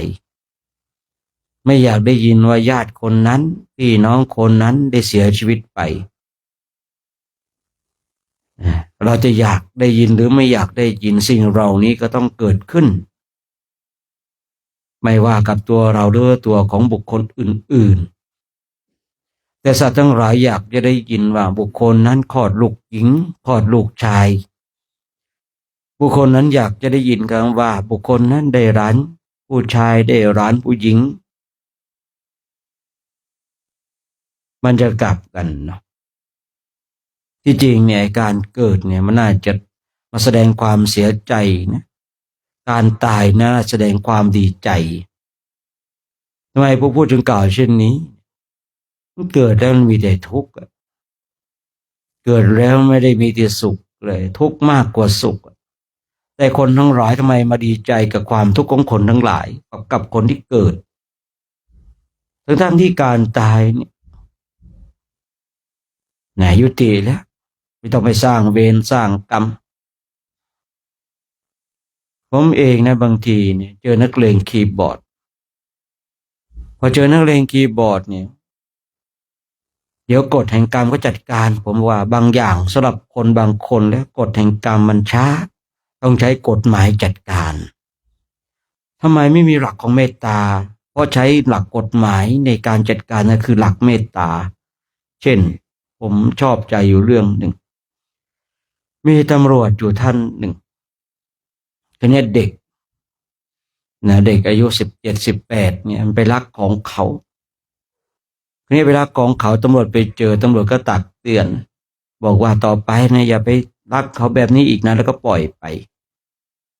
ผ่านไปอีกวันหนึ่งเด็กคนนี้ถูกเขายิงตายเด็กคนนี้ถูกเขายิงตายตำรวจคนนี้ก็เลยนึกเสียใจว่าถ้าวันนั้นเราจับเขาเข้าคุกเข้าตารางเขาก็ไม่ไปทำความผิดอีกและเขาก็จะไม่ถูกคนอื่นเขายิงตายผมได้ข้อคิดตรงนี้ว่าคือบางคนเนี่ยรอให้กฎแห่งกรรมจัดการไม่ได้ก็ต้องใช้กฎหมายเพื่ออะไรเพื่อให้เขาเนี่ยยุติกรรมคือถ้าเขาไม่ได้ยุติกรรมโดยการที่ใช้กฎหมายหรือว่ากฎแห่งกรรมจัดการเนี่ยเดี๋ยวบุคคลเหล่านี้ก็จะละลานคนไปทั่วสร้างความเดือดร้อนให้คนทั้งหลายไปทั่วคนเนี้ยบางคนบางท่านใช้หลักกฎหมายจัดการเนี่ยไม่มีเมตตาแล้วเมตตาสูงสุดด้วยผมเองได้ข้อคิดจากที่ตำรวจท่านนี้เนี่ยเขาบอกว่าถ้าวันนั้นผมจับเด็กคนนี้เข้าคุกหรือว่าจับเด็กคนนี้ไปดำเนินตามกฎหมายเด็กคนนี้ก็จะไม่ตายแต่ผมพลาดไปซะแล้วโดยการที่ผมเนี่ยมีหลักของเมตตาเขาว่านะแต่เมตตาของผมกลับทำให้บุคคลนี้ตายเด็กคนนี้ตายถ้าผมเนี่ยมีเมตตาและมองให้ลึกคิดให้ดีว่าถ้าจับเขาในวันนั้นเขาก็ไม่ไปรักของบุคคลอื่นแล้วเขาก็จะไม่ถูกคนอื่นยิงตายเนี่ยท่านทั้งหลายนะบางทีเนี่ยการตัดกรรมวิบากบางทีเนี่ยเราต้องรู้สึกว่าเราเจ็บปวดเราไม่อยากจะทำแต่ด้วยความรักความห่วงหาอาทรเพื่อนมนุษย์ด้วยกันความห่วงหาอาทรเพื่อนมนุษย์ด้วยกันเช่นที่พระพุทธเจ้าทำไมจะไม่รู้ว่าพระเทวทัตเนี่ยเมื่อบวชเข้ามาแล้วจะทำร้ายพระองค์ทำไมพระองค์จะไม่รู้ว่าผลสุดท้ายพระเทวทัตจะสำนึกผิดได้แต่ถ้าพระองค์ไม่ให้บวชพระเทวทัตก็หมดโอกาสที่จะได้เป็นพระปัจเจกพุทธะถ้าพระองค์รู้ว่าไม่ให้บวชแล้วบวชไปก็จะทำโน่นทำนี่ทำร้ายสงฆ์ทำร้ายพุทธเจ้าแต่ถ้าพระเทวทัตไม่ได้บวชนะจะทำยิ่งหนักยิ่งกว่านี้อีกนะพระเทวทัตกับพระพุทธเจ้าเนี่ยเป็นไม้เบื่อไม้เมามากกันเป็นคู่อาฆาตจองเวรจองกรรมกันมาตั้งแต่สมัยเป็นพ่อค้าวานิชพระเทวทัตเนี่ยไม่ใช่ว่าเป็นคนไม่ดีนะแต่เมื่อใดก็ตามเกิดมาเจอพระพุทธเจ้าเมื่อไหร่เนี่ย เพราะเทวทัตก็จะเปลี่ยนในทันทีเลยนะคือพูดง่ายๆว่าถ้าเป็นหนังเป็นละครพุทธเจ้าก็เป็นพระเอกพระเทวทัตก็เป็นตัวร้ายไปแต่ถ้าพระเทวทัตไม่ได้เกิดร่วมกับพุทธเจ้านะพระเทวทัตเป็นคนดีมากเลยนะแต่ถ้ามาเจอกันเมื่อไรเนี่ยด้วยกรรมที่ตนเองเคยอธิษฐานไว้มันก็จะส่งผลว่าเรื่องของการจองเวรจองกรรมในเรื่องของการจองเวรจองกรรมเนี่ยแต่เพราะพระพุทธเจ้าเนี่ยมีหลักเมตตาเลยปล่อยให้พระเทวทัตบวชบวชแล้วพระเทวทัตก็ทำลายสงฆ์ให้แตกแยกทำร้ายพระพุทธเจ้ายุยงสงฆ์ทั้งหลายให้เห็นผิดจนผลสุดท้ายพระเทวทัตเองเนี่ยก็ถูกแผ่นดินสูบถูกพระโกกาลิกะทำร้ายผลสุดท้ายตอนที่แผ่นดินสูบกำลังจะสุดแล้ว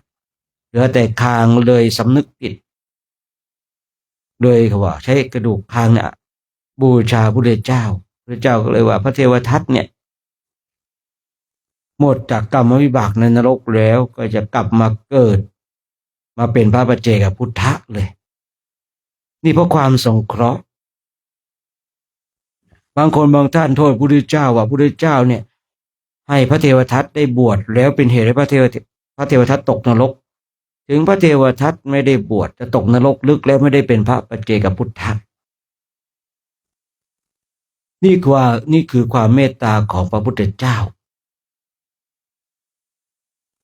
ผมเองเนี่ยบางทีเนี่ยเห็นคนทั้งหลายเนี่ยบางทีเป็นนักเลงคีย์บอร์ดเนี่ยคือเราไม่อยากให้คนอื่นไปลักลานคนอื่นไปซ่ากับคนอื่นนะเลยใช้กฎหมายถึงแม้จะใช้อวตารนะชื่ออวตารแต่ว่าเทคโนโลยีในสมัยนี้เนี่ยโทรศัพท์ของเราเนี่ยท่านทั้งหลายนะสามารถรู้ได้ว่าเราอยู่มุมไหนของโลกนะเพียงแต่เราอยู่สนามบินมันก็รู้แล้วว่าเราจะออกต่างประเทศ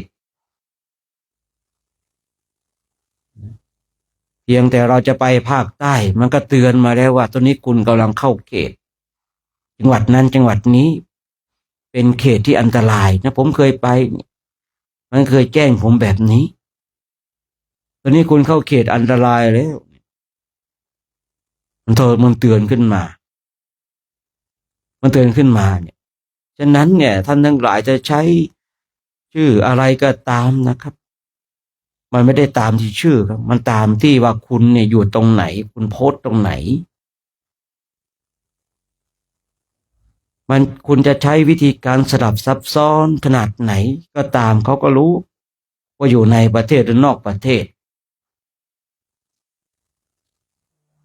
ฉะนั้นย้อนกลับมาในเรื่องของเราคนทั้งหลายเนี่ยยินดีในการเกิดแต่เสียใจในการตายแต่ความเป็นจริงเนี่ยการเกิดต่างหากน่าไปแสดงความเสียใจเพราะการเกิดมันมีอะไรดีมีแต่ทุกข์ทั้งนั้นมีแต่การพลัดพรากทั้งนั้นมีแต่การเศร้าโศกเสียใจสัตว์ที่ต้องเสียน้ำตาให้กับการร้องไห้พลัดพรากจากของรักของชอบใจมากเหลือเกินแต่เราก็ยังไปแสดงความดีใจจริงๆเนี่ยมันต้องมาแสดงความเสียใจกับเด็กที่เกิดนะแต่เราไปแสดงความดีใจกับคนที่เกิดมาทุกข์เนาะจริงๆคนตายเนี่ยถือว่ายุติแล้วหมดการสร้างกรรมวิบากแต่บางคนเนี่ยเป็นคนแบบทำไม่ดีละลานคนอื่นตายไปกับดีใจด้วยคุณไม่ได้ทำกรรมต่อแต่คุณได้ไปสวยกรรมวิบากที่คุณได้ทำอย่างแน่นอนแต่คนที่อยู่ในขอบเขตของบุญกุศลตายไปแล้วก็ดีใจด้วย เพราะผลบุญก็จะได้ส่งให้เขาไปสู่สัมปรายภพในภายภาคหน้าอันดีงามเนี่ยการตายเนี่ยการตายเนี่ยมันคือการยินดีน่ายินดีนะแต่คนทั้งหลายบอกว่าการตายเนี่ยเราต้องเสียใจมันต้องเศร้าโศกเสียใจถ้าเรามองหลักของพุทธศาสนาว่าก็เขาไปดีเราจะเสียใจทำไมอ่ะเขาหยุดการทำความชั่วเราจะเสียใจทำไมอ่ะนั่นแสดงว่าเราเนี่ยเห็นคนอื่นไปดีแล้วเราเนี่ยรู้สึกผิดหวังหรือเปล่าหรือว่าเราเห็นคนที่เขาทำความชั่วเนี่ยตายไปแล้วเนี่ยเราเศร้าโศกเสียใจนั่นเราแสดงว่าเรากำลังปกป้องคนชั่วหรือเปล่าอันนี้คือมุมมองในความคิดของผมที่ผมศึกษาในพุทธศาสนาเนี่ยได้เห็นหลักว่าที่จริงเนี่ยการเกิดเนี่ยต้องไปแสดงความเสียใจด้วยไม่ใช่ไปแสดงความดีใจไม่ดีใจกับสัตว์ที่เกิดมาที่จะต้องมาทุกข์ทรมาน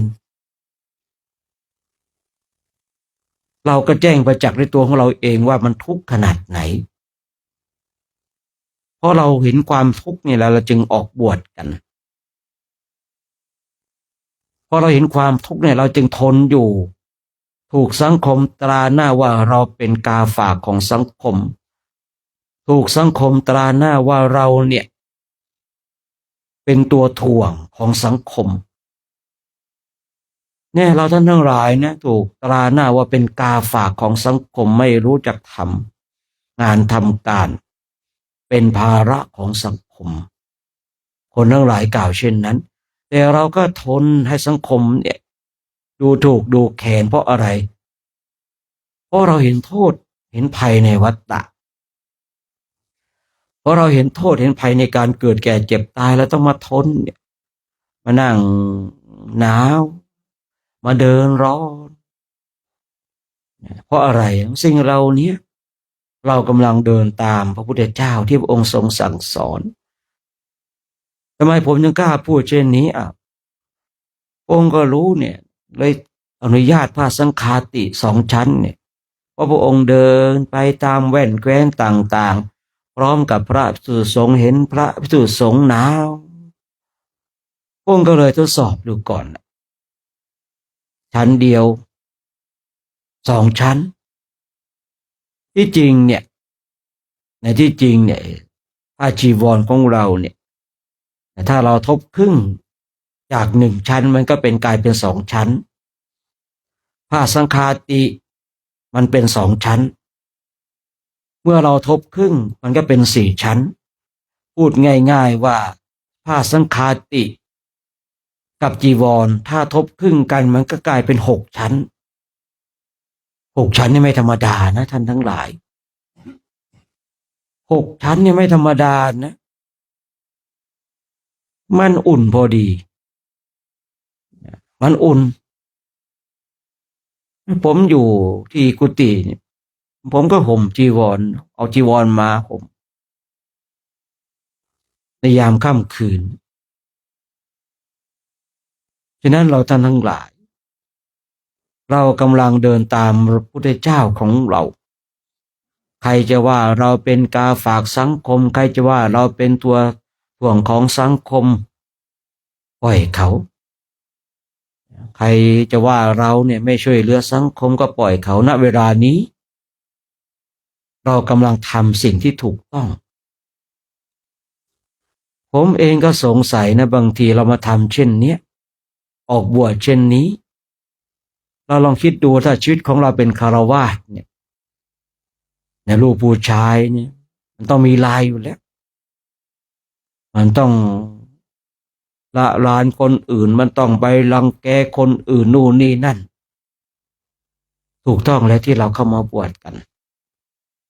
ถูกต้องแล้วที่เรามาฝึกมาฝืนเช่นนี้ถูกต้องแล้วที่เรามาทนร้อนทนหนาวทนกับกระแสสังคมทั้งหลายถูกต้องแล้วที่เรามาทวนกระแสคนทั้งหลายเขาอาจจะไม่เห็นแต่เรื่องของเขาแต่เรื่องของเราเห็นว่าการทำเช่นนี้เป็นสิ่งที่ดี ผมก็แปลกใจสังคมว่าทำไมเวลาที่เรามาเดินจงกรมนั่งสมาธิเดินทุดงค์สังคมกับว่าเราเนี่ยสร้างความเดือดร้อนให้บุคคลอื่น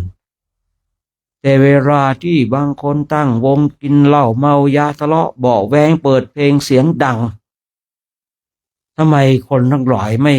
ม่ว่าสร้างความเดือดร้อนคนอื่นเนี่ยเรามาเปิดเสียงสวดมนต์กันเนี่ยว่าสร้างความเดือดร้อนให้บุคคลอื่นนี่คือสังคมในปัจจุบันนะแต่เวลาเขาเปิดเพลงร้องรำทำเพลงกันมีคอนเสิร์ตมีดนตรีเขากลับหาว่าสร้างความบันเทิงให้กับคนทั้งหลายทั้งที่เสียงดังของเราก็ไม่ได้ดังมากมายแต่เขาบอกว่าสร้างความเดือดร้อนให้บุคคลอื่นแต่เวลาเขาก็เนี่ยมีร้องรำทำเพลงมีคอนเสิร์ตมีดนตรีว่าสร้างความบันเทิงนี่คือสังคมในปัจจุบันที่เราจะต้องเข้าใจและยอมรับให้ได้เราจะต้องตั้งมั่นในความดีเรามาทำความดีเพื่อดีเรามาทำความดีเพื่อมรรคผลนิพพานเราไม่ได้ทำความดีเพื่อให้คนอื่นชมเดี๋ยวถ้าคนอื่นไม่ชมเราจะพลาดจากการสร้างคุณงามความดีที่ผมคุยบ่อยๆการที่เราทำเช่นนี้เป็นการสร้างบุญสร้างกุศลสร้างคุณงามความดีใครชมใครร่วมอนุโมทนาบุญกับเราบุคคลนั้นก็ได้บุญกับเราใครไม่ชมเราใครไม่อนุโมทนานั่นมันเรื่องของเขาไม่ใช่เรื่องของเราเรื่องของเราคือเราตั้งมั่นในการสร้างคุณงามความดีเพื่อไปถึงมรรคผลนิพพานภาคเพียรพยายามฝึกฝนอบรมมานั่งดูจิตดูใจดูจิตดูใจของเราเป็นเช่นไรวันนี้จิตของเราสงบมากน้อยขนาดไหนวันนี้จิตของเราถูกความโลภความโกรธความหลงก็ครอบงำมากน้อยขนาดไหนวันนี้จิตตั้งมั่นอยู่ในสมาธิมากน้อยขนาดไหนนี่เรื่องของเราท่านทั้งหลายเมื่อเรามาศึกษาในเรื่องของเราเองนะสมาธิจิตก็บังเกิดขึ้นเพราะจิตของเราไม่ได้ส่งออกนอกเมื่อจิตของเราไม่ได้ส่งออกนอกมันไม่ได้รับผัสสะมากความทุกข์มันก็เลยน้อย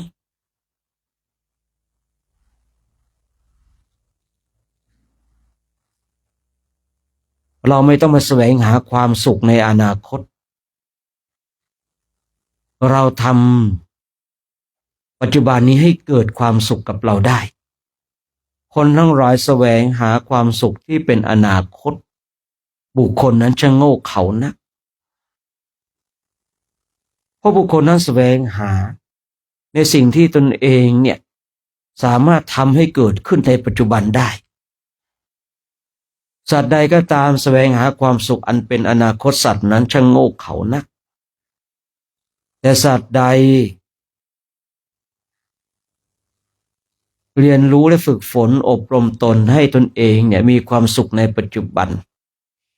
ปุถุชนก็มีความสุขได้ถึงแม้ว่าความสุขของปุถุชนนั้นเนี่ยมันยังเจือด้วยกิเลสอยู่มันยังปนด้วยกิเลสอยู่แต่เราก็มีความสุขได้นะความสุขอยู่กับการกระทำของเราเองอย่างการที่เรามานั่งสมาธิแบบนี้คนอื่นอาจจะบอกว่าน่าสงสารคนอื่นเขาอาจจะมานั่งตากน้ำค้างทำไมเป็นห่วงมีอยู่คราวครั้งหนึ่งมีคนพูดเช่นนี้ผมก็เลยแบบมันรำคาญโยมห่วงตัวเองก่อนเถอะก่อนที่จะมาห่วงอาตมาเนี่ย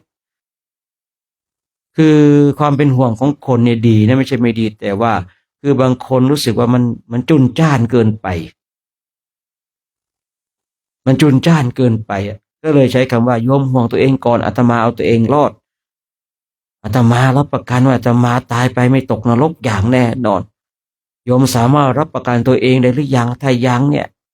ห่วงตัวเองก่อน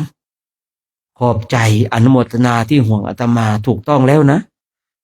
ที่โยมมีจิตเจตนานี่ห่วงบุคคลอื่นถูกต้องแล้วดีแล้วชอบแล้วแต่อย่าลืมห่วงตนเองณเวลานี้ตนเองเนี่ยยังคือพูดง่ายๆว่าขาข้างหนึ่งเดินอยู่ในขอบนรกขอบกระทะทองแดงเราจะทำอย่างไรให้ตัวของเราเองหลุดจากตรงนั้นอาตมาหลุดแล้วขอบใจที่เป็นห่วงบางทีพวกผมเองก็พูดกับญาติโยมแบบนี้นะคือบางคนเนี่ยไอ้ความเป็นห่วงคนเนี่ยดีนะท่านทั้งหลายแต่อย่าลืมห่วงตัวเอง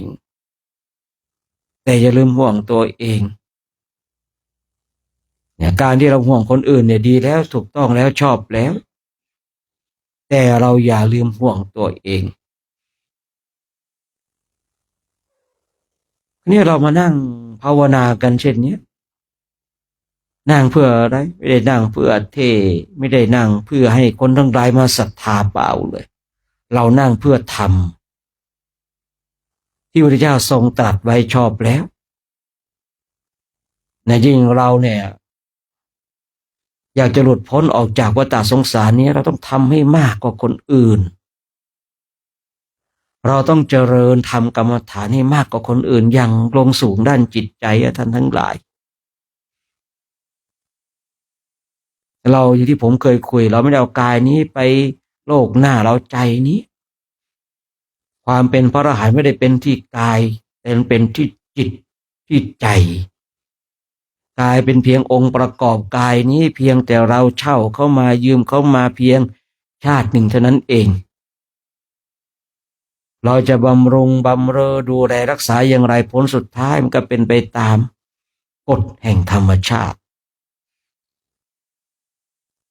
เราจึงจำเป็นต้องมาดูแลจิตของเราให้ดีเราจึงจำเป็นต้องมาฝึกจิตของเราให้ดีนี่การฝึกจิตของเราเนี่ย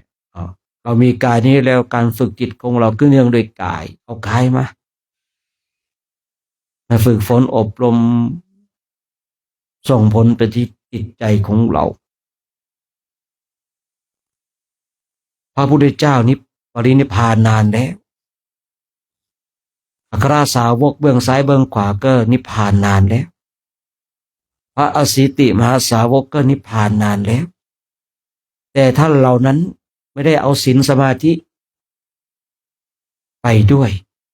ท่านไม่ได้เอามรรคผลนิพพานไปด้วยนะถึงแม้ว่าศีลสมาธิปัญญานิพพานท่านเป็นผู้ที่บริสุทธิ์สะอาดท่านไม่ได้เอาไปท่านทิ้งไว้เป็นมรดกธรรมกับเราท่านทั้งหลายพูดง่ายๆว่าพระอรหันต์เนี่ยไม่ได้เอาศีลสมาธิไปไม่ได้เอานิพพานไปพระอรหันต์ทิ้งศีลสมาธิปัญญาและนิพพานไว้กับเรา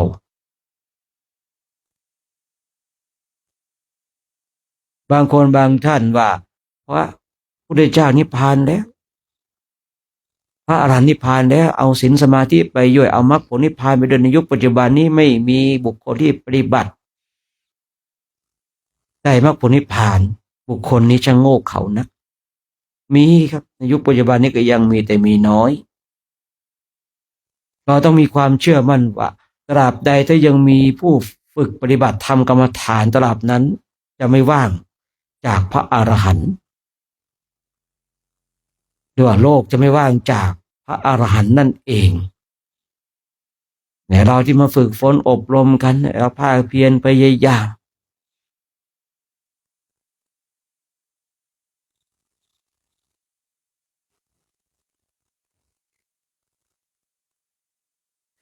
ฝึกฝนอบรมต่อไปภาคเพียรต่อไปนั่งดูจิตดูใจมันร้อนเกิดดีมันหนาวเกิดดี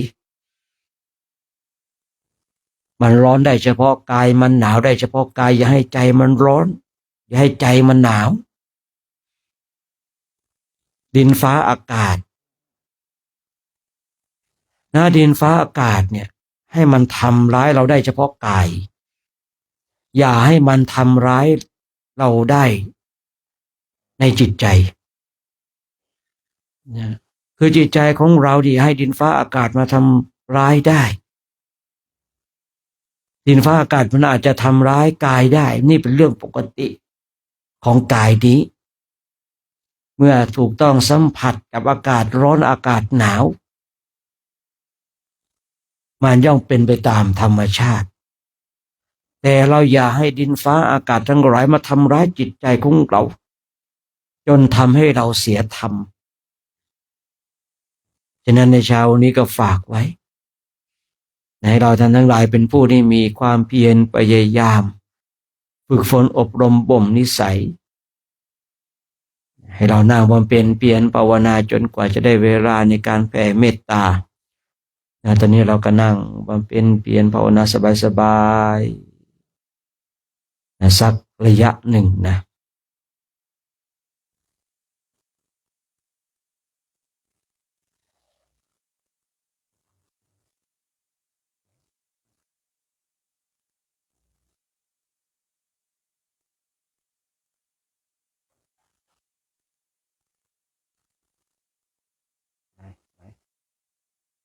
นั่งมุมนุ่มมุมตรงบันไดนี่เห็นไหม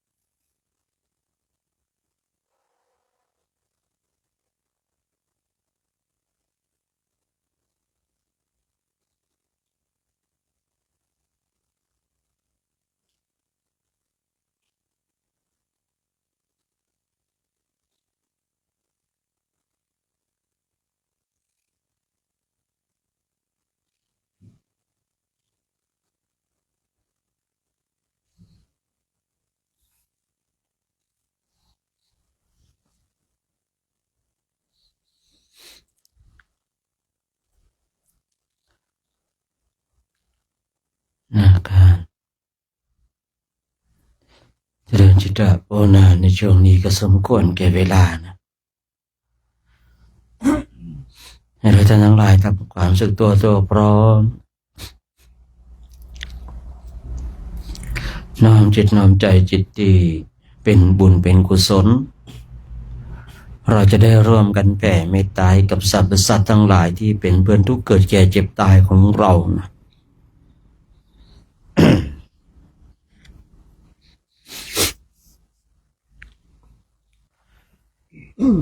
สัพเพสัตตาอาเวราโหนตุขอสรรพสัตว์ทั้งหลายทั้งปวงที่เป็นเพื่อนทุกข์เกิดแก่เจ็บตายด้วยการทั้งหมดทั้งสิ้นจงเป็นสุขเถิดอย่าได้มีเวรต่อกันและกันเลยอาพยาปาชาโหนตุจงเป็นสุขเถิดอย่าได้บาดเบียนซึ่งกันและกันเลยอานิคาโหนตุจงเป็นสุขเถิดอย่าได้ความทุกข์กายทุกข์ใจเลยสุขีอัตตานังปริหารันตุจงมี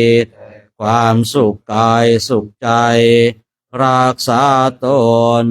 ให้รอดพ้นจากทุกโทษเวรภัยอันตรายทั้งปวงจงทุกตัวหน้าเถิดตังปุญญาภารังไมหังสาเปภาคิภวันตุเตขอสรรพสัตว์ทั้งหลายทั้งปวงเหล่านั้น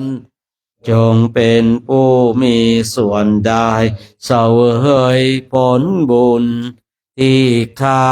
พเจ้าทั้งหลายได้บำเพ็ญแล้วนี้เถิ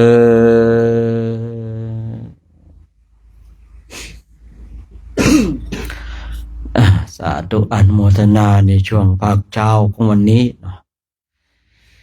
ทางคณะพระภิกษุสงฆ์องค์สมณเณรแล้วก็อุบาสกแม่ชีอุบาสิกาวันนี้ห้ามว่าเขาเนาะแล้วเขาเข้าครัว เตรียมอาหารถวายคุณเจ้าเราเพิ่มพลังงานเกิดโมทนากับพระสถาญาติโยมที่อยู่ทางบ้านกันเนาะใครไม่มานั่งตากน้ำค้างฟังเสียงน้ำค้างดังป๊อกแป๊กป๊อกแป๊กเนี่ยไม่รู้หรอกนะว่าเป็นเช่นไรนะในบรรยากาศแบบนี้ต้องผู้ที่อยู่ตรงนี้เท่านั้นจึงจะเข้าใจนะตอนนี้ก็ประมาณ45 องศานะแต่ความรู้สึกนี่มันเยือกเหมือนกันนะมันหนาวเยือกเหมือนกันแต่ก็ไม่ใช่หนาวจนเกินไปจนทำอะไรไม่ได้นะแต่ว่าเราเนี่ยหนาวกำลังพอดีเนาะร้อนก็กำลังพอดีนะไม่เหมือนต่างประเทศบางประเทศเนี่ยหนาวจนหิมะตกนะของเราฝั่งของเราไม่มีหิมะไปเจอหิมะตื่นเต้นกันเดี๋ยวข้าวต้มนี่ตั้งร้านครับก็มีถ้วยให้ด้วย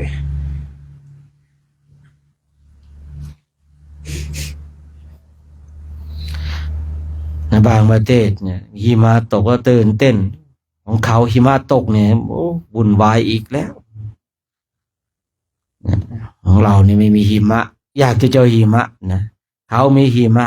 เขาอยากจะเจอแบบเรานะมันกลับกันเนาะเห็นนะฝรั่งมาบ้านเราเนี่ยตากแดดอาบแดดของเราเนี่ยหลบแดดเนี่ยนะของเราเนี่ยหลบแดดไปประเทศไปอังกฤษมานะที่แรกผมก็นึกน้อยอกน้อยใจในโชคชะตาความเตี้ยของตนเองเนาะต่ำปอกลอกเดินปุกลุกเลยนะพอไปมาโอ้ ฝรั่งแคะก็เต็มไปหมดเลยนะ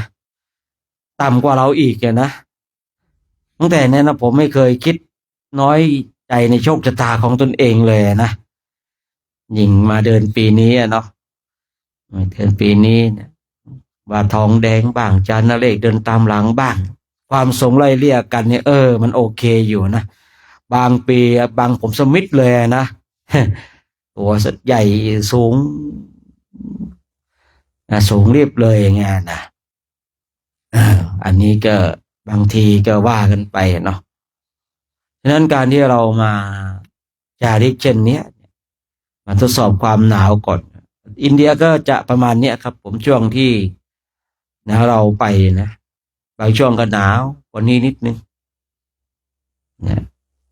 เราจะได้เตรียมตัวนะเตรียมตัวพร้อมรับความหนาวนะเพราะเราเจอแล้วเนาะไงเจอแน่นอนครับความหนาวอินเดียนะแต่จะมากน้อยฉะนั้นเองบางปีก็เจอฝนด้วยนะแต่ว่าความร้อนเนี่ยเจออยู่แล้วนะความร้อนนี่เจออยู่แล้วมันก็จะเหมือนกันแบบนี้คือกลางคืนหนาวกลางวันร้อนนะกลางคืนก็หนาวอย่างเงี้ยน้ำค้างก็แรงแบบเนี้ยบางทีนั่งกันนี่เปียกหมดแล้วครับเปียกน้ำค้างผ้าสังขาตินี่ชื้นหมดอ่ะเหมือนกันประมาณนี้มันก็เลยทำให้มาปรับอุณหภูมิมาฝึกตรงนี้ก่อนนะพอไปอินเดียมันแล้วมันจะได้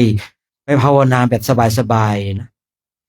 แต่เท่าที่สังเกตดูนะบางทีคนที่ป่วยตอนที่มาเดินช่วงเนี้ยแต่พอไปถึงอินเดียแล้วมันจะไม่ป่วย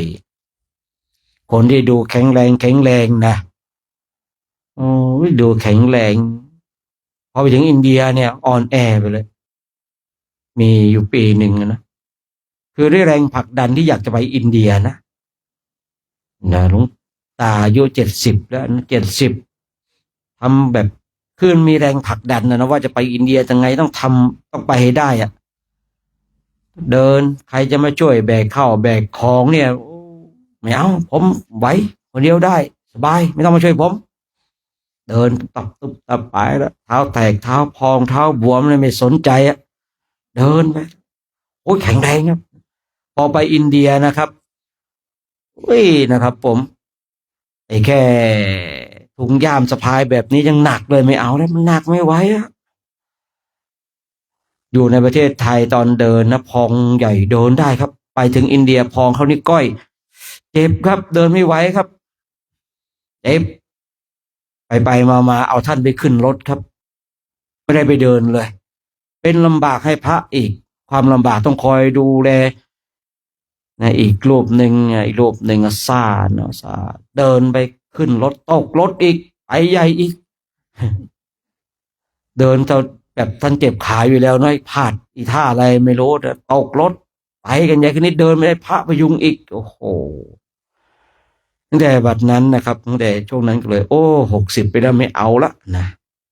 เมื่อก่อนเราไม่รับนะครับ60ประวัตินั้นแต่มีอยู่ปีหนึ่งมีหลวงปู่มาหา70แล้วมั้งฮะ70อายุ70นะพระหนุ่มก็แรกๆกันเนาะพระหนุ่มมันคึกครับแหมคึกแรงดีว่าไงหลวงตาไหวหรือเปล่าหลวงตาไหวหรือเปล่าทำหน้าแบบเยาะเย้ยนะอย่างเงี้ยหลวงตาไหวไหมหลวงตาเขาก็นิ่งเป็นมหาเนาะก็นิ่งก็ไม่ไรพระหนุ่มเดินไป2 วัน3 วันพระหนุ่มเริ่มเท้าแตกเท้าพองเท้าบวมเลยนะหลวงตาไม่เป็นไรนะครับแล้ววันหนึ่งหลวงตาเดินผ่านแล้วก็ทำมันยุแล้วก็เดินต่อครับโหถ้าเป็นผมนะผมมุดดินหนีเลยครับถูกเขาเยาะขนาดนั้นนะหลวงตาเดินแบบเขาไม่ได้พูดอะไรนะเขาเดินผ่านแล้วเขายิ้มอย่างเงี้ยนะแล้วเขาก็ไปต่อครับไอตอนแรกพ่อหนุ่มว่าไงหลวงตาไหวไหมหลวงตาช่วยไหมครับผมช่วยไหมเนี่ยนะแรกพ่อหนุ่มมันคึกเนี่ยเนาะหลวงตานิ่งหลวงตาผมเรียกหลวงปู่มหาครับท่านชื่อหลวงปู่ท่านเป็นมหาด้วยนะท่านเป็นมหาแต่เป็นมหาแล้วท่านก็ออกปฏิบัติเลยครับโอ้ท่านทั้งหลายคือตั้งแต่ครั้งนั้นเนี่ยทำให้โครงการของเราเนี่ยได้ข้อคิดอย่างหนึ่งอีกอย่างหนึ่งนะคือท่านไปอินเดียนะเดินจงกรมทั้งคืนเลยครับกลางวันก็ไม่นอนนะหลวงปู่มหาอายุ70นะครับ พระหนุ่มพอไปถึงนะครับ พักกับจีวรไม่ต่างแล้วครับนอนเลยครับ ทุกที่สะอาดหมดเลยครับไม่ต้องเอาผ้าปูนอนนะครับ นอนแม่งอย่างนั้นเลยคุกดินคุกทรายอยู่นั่นน่ะแรกๆนะครับอุ้ยปัดนะครับสกปรกไม่ได้นะโอ้โหผ้าปูนั่งผ้าปูนอนนี่นะเช็ดแล้วเช็ดอีกนะผมเห็นนะโอ้สกปรกไม่ได้พอไปถึงอินเดียนะครับโคตรสกปรกเลยอะมันนอนอย่างนั้นเลยครับผมเดินไปบางทีนะบางรูปหนักเกินเนี่ยเป็นสะพายเป้หลังไอ้บาทของย่ามบาทของพ่อก็ทำเนาะบางทีก็เอ็นหลังนอนอย่างนั้นเลยครับไม่เอาออกเลยนะมันเอาแน่นอนไม่ได้นะดูแข็งแรงในประเทศไทยพอไปถึงอินเดียแล้วคนละเรื่องเลยนะผมยังเลยจำได้ว่าหลวงปู่มหาเนี่ยนะแหมเดินผ่านพระหนุ่มเยาะเย้ยแล้วก็เดินผ่านใช่หรือเปล่ายิ้มอะคนแก่เนาะฟันไม่มีด้วยเนาะมันยิ้มน่ารักอะเราลองดูคนแก่ที่ไม่มีฟันอะอายุ70 กว่าไม่มีฟันอะฟันหายหมดนะครับจะกินฝรั่งแต่ละทีจะกัดฝรั่งแต่ละทีสบายนะไม่ต้องนั่นอะไรเลยนะเนี่ยบางทีนะก็เลยปีนั้นก็เลยทำให้ความคิดว่าบางทีอายุ60ไปแล้วเนี่ยก็แข็งแรงฉะนั้นเราต้องมาดูก่อนว่าไอตอนที่ท่านเดินเนี่ยไหวไหมแล้วมีมายาไหมเนี่ยตอนเดินไปเนี่ยว่าไงตาเป็งอะน้ำปะนะโอ้ตาเป็งจะไหวฮะน้ำปะนะ200สาธุนะแดงก็สวดมนต์ปิติเกิดนะ ฮะแดงอะไรไม่ยอมให้ตาเพ็งได้บุญคนเดียวนะสาธุนะยังไงก็อย่าลืมเพื่อนไปสวดด้วยนะเอาบุญด้วยสาธุโมทนาวาทองแดงนะเพื่อนมายังไม่รู้เนี่ยอ๋อนั่นนะเพลินเกินไปเด้อไปสวดมนต์กับบาทองแดงเย็นนี้นะฉะนั้นเนี่ยบางทีเนี่ยในปีนั้นก็เลยแบบเจอหลวงตารูปนี้นะท่านนี้เนาะท่านคือพูดง่ายๆคือมายาเนาะคือมายาคือมายาก็เลยทำให้ต้องปรับความคิดใหม่ของโครงการนะครับผมว่าไงฮะน้ำปะนะนะสาธุนะชื่ออะไรเป็นลืมไปกันเนี่ยสุจินดาสุจินดาสาธุโมทนาครูบาสุจินดานะไปก็ถวายด้วยกันนี่แหละนะถวายกันเนี่ยช่วยกันเนาะใครมีลาบเราก็มาแบ่งปันกันนะช่วยกันอนุเคราะห์กันไปก็เลยทำให้ผมว่าบางทีเนี่ยผมจะต้องดึงอัตตาตัวตนของทุกรูปออกมาคือให้หลุดจากมายานะหลุดจากมายาที่เสแสร้งแกล้งทำว่าตนเองแข็งแรงอย่างเงี้ยนะตัวเองแข็งแรงพอไปถึงอินเดียแล้วเนี่ยคือพูดง่ายๆไปถึงอินเดียแล้วเนี่ยมันจะส่งกลับเหมือนกับบ้านเราก็ไม่ได้ครับผมมันไม่ใช่ว่าตีตั๋วแล้วกลับเลยเพราะว่าเราซื้อตั๋วเรียบร้อยแล้วอย่างเงี้ยนะยังไงก็ต้องคนแบกกันไปหามกันไปรักทุเลนะครับรักทุเลแล้วบางทีก็แบบยังไงคือผมเข้าใจพระเนี่ยบางทีเนี่ยอาจจะมาอุปถากอย่างเงี้ยแล้วจะไปดูแลก็คุณธรรมอะไรก็ไม่มีเลยเนาะทำตัวกันน่าเกลียดอีกอย่างเงี้ยนะแม้ตอนอยู่ไทยแล้วแข็งแรงแอบได้ยินพระคุยกันมาอยู่เงี้ยอ่อนแอยังกับเด็กเนี่ยบางทีพระจะไปอุปถากเขาก็แบบ คือไม่มีคุณธรรมให้พอให้อุปถากอะครับผมบางทีมันก็เลยพระอุปถากเขาก็เลยแบบนั่น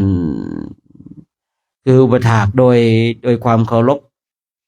ของโครงการแต่ก็ไปแอบอย่างว่าน้องแอมก็เห็นใจนะเพราะว่าบางทีเนี่ยคุณธรรมไม่มีเลยเนาะนะคุณธรรมไม่มีที่จะให้พระได้กราบได้ไหว้เลยอย่างเนี้ยก็เลยทำให้คิดนะว่าผมก็เลยต้องมาดึงอัตตาตัวตนที่ก็เดิน เมื่อวานเดินไปแวะเห็นไหมกะได้แวะแล้วอะเนาะบางรูปก็เอาผ้าปูนอนยังไงวะ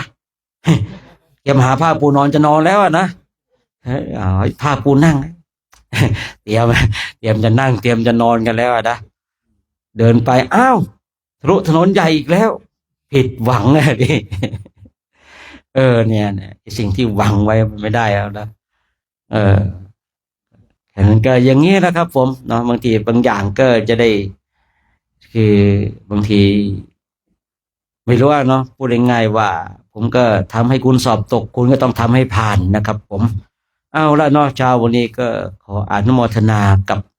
คณะพระภิกษุสงฆ์นะองค์สามเณรนะพร้อมกับญาติโยม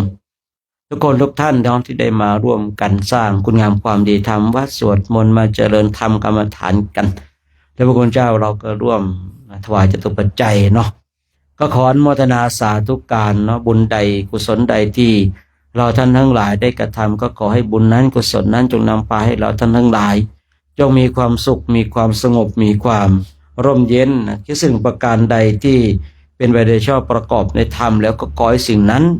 จงสำเร็จจงสำเร็จจงสำเร็จด้วยเธอเช้านี้เขามีข้าวต้มเนาะเดี๋ยวถ้าสว่างเดี๋ยวเราก็เดินลงไปเนาะความมีถ้วยอยู่เนาะแล้วก็วันนี้บิณฑบาต7 โมงนะครับฉะนั้น6:50ก็ตั้งแถวใครไปไม่ไหวมีไหมมีอยู่นะไม่มีฮะลุ้นไม่ไหวกะเท้าพองอ๋อพองที่ใจหรือเปล่าไม่ได้พองที่เท้ายังไงเนี่ย ทุกทีไม่เคยพองนะสงสัยอ่อนแอละก้าปีนี้นะใครไปไม่ไหวก็ไม่ต้องไปนะครับผมต่อปาเท่าที่ไหวก็ไม่ใช่ไม่ไหวหมดเลยนะอย่างนี้มันผิดปกตินะใครไปไหวก็ไปไม่ไหวก็ไปหยุดนะกันเนาะประมาณสัก6:50ก็ตั้งแถว7 โมงแล้วก็ออกบิณฑบาตกันนะหลังสว่างเดี๋ยวสว่างแล้วก็นิมนต์ไปฉันข้าวต้มเนาะเพราะว่ามีถ้วยให้เรียบร้อยแล้วยังไงก็สำรองฝาบาตรไปก็ดีเนาะฝาบาตรไปถ้าเขามีถ้วยให้เราก็ตักข้าวต้มใส่ถ้วยแล้วก็เอาถ้วยวางบนฝาบาตรจะได้เดินมาถึงเต็นท์หรือว่านั่งฉันตรงไหนตามเอาที่สบายใจเลยนะที่สบายใจเลยนะแต่ไม่ต้องไปฉันข้างเต็นท์ผมนะมาคุยกันนะสินะครับผมเอาล่ะเนาะเดี๋ยวเราร่วมกันให้พรกับท่านเจ้าภาพทุกคนทุกท่านที่ได้ร่วมถวายจตุปัจจัยเกิดดีได้ร่วมถวายข้าวน้ำโภชนาอาหารเกิดดีได้ร่วมถวายข้าวต้มก็ดีหรือว่าบุคคลหนึ่งบุคคลใดที่มีส่วนร่วมในโครงการจาริกธรรมตามรอยบาทพระศาสดาเราท่านทั้งหลายก็จะได้ร่วมกันให้พรให้กับท่านเหล่านั้นเนาะสัพพโรคาวินิโมโตสัพพสันตาปวาชิโตสัพพเวระมติกาจตุวังภวสัพเพติโยวิวัชชันตุสัพพะโลกโควินาศตุมาเตภวัตวันตารายโยสุขีขายุโกภวะอภิวาทนาสิริสาเนจังวุธาปัจจายโนจัตตารโธรรมาวาทาติอายุวันโนสุขังภาลังสาธุกราบพระพร้อมกันนะ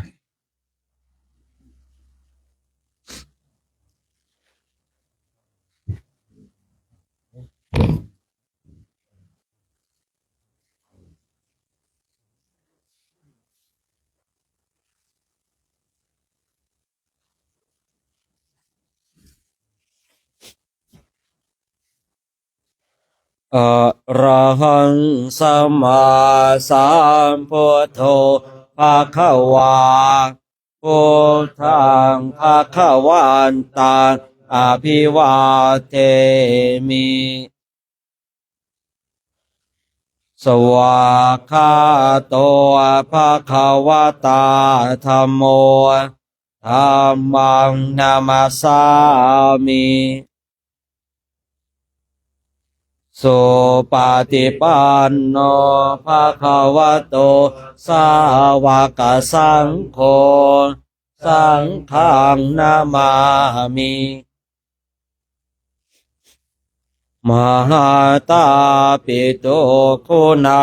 อาหังวันทามิคุโร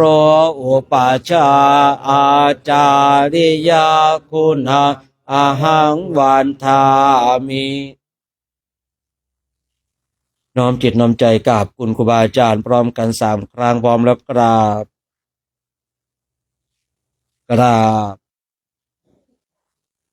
กราบ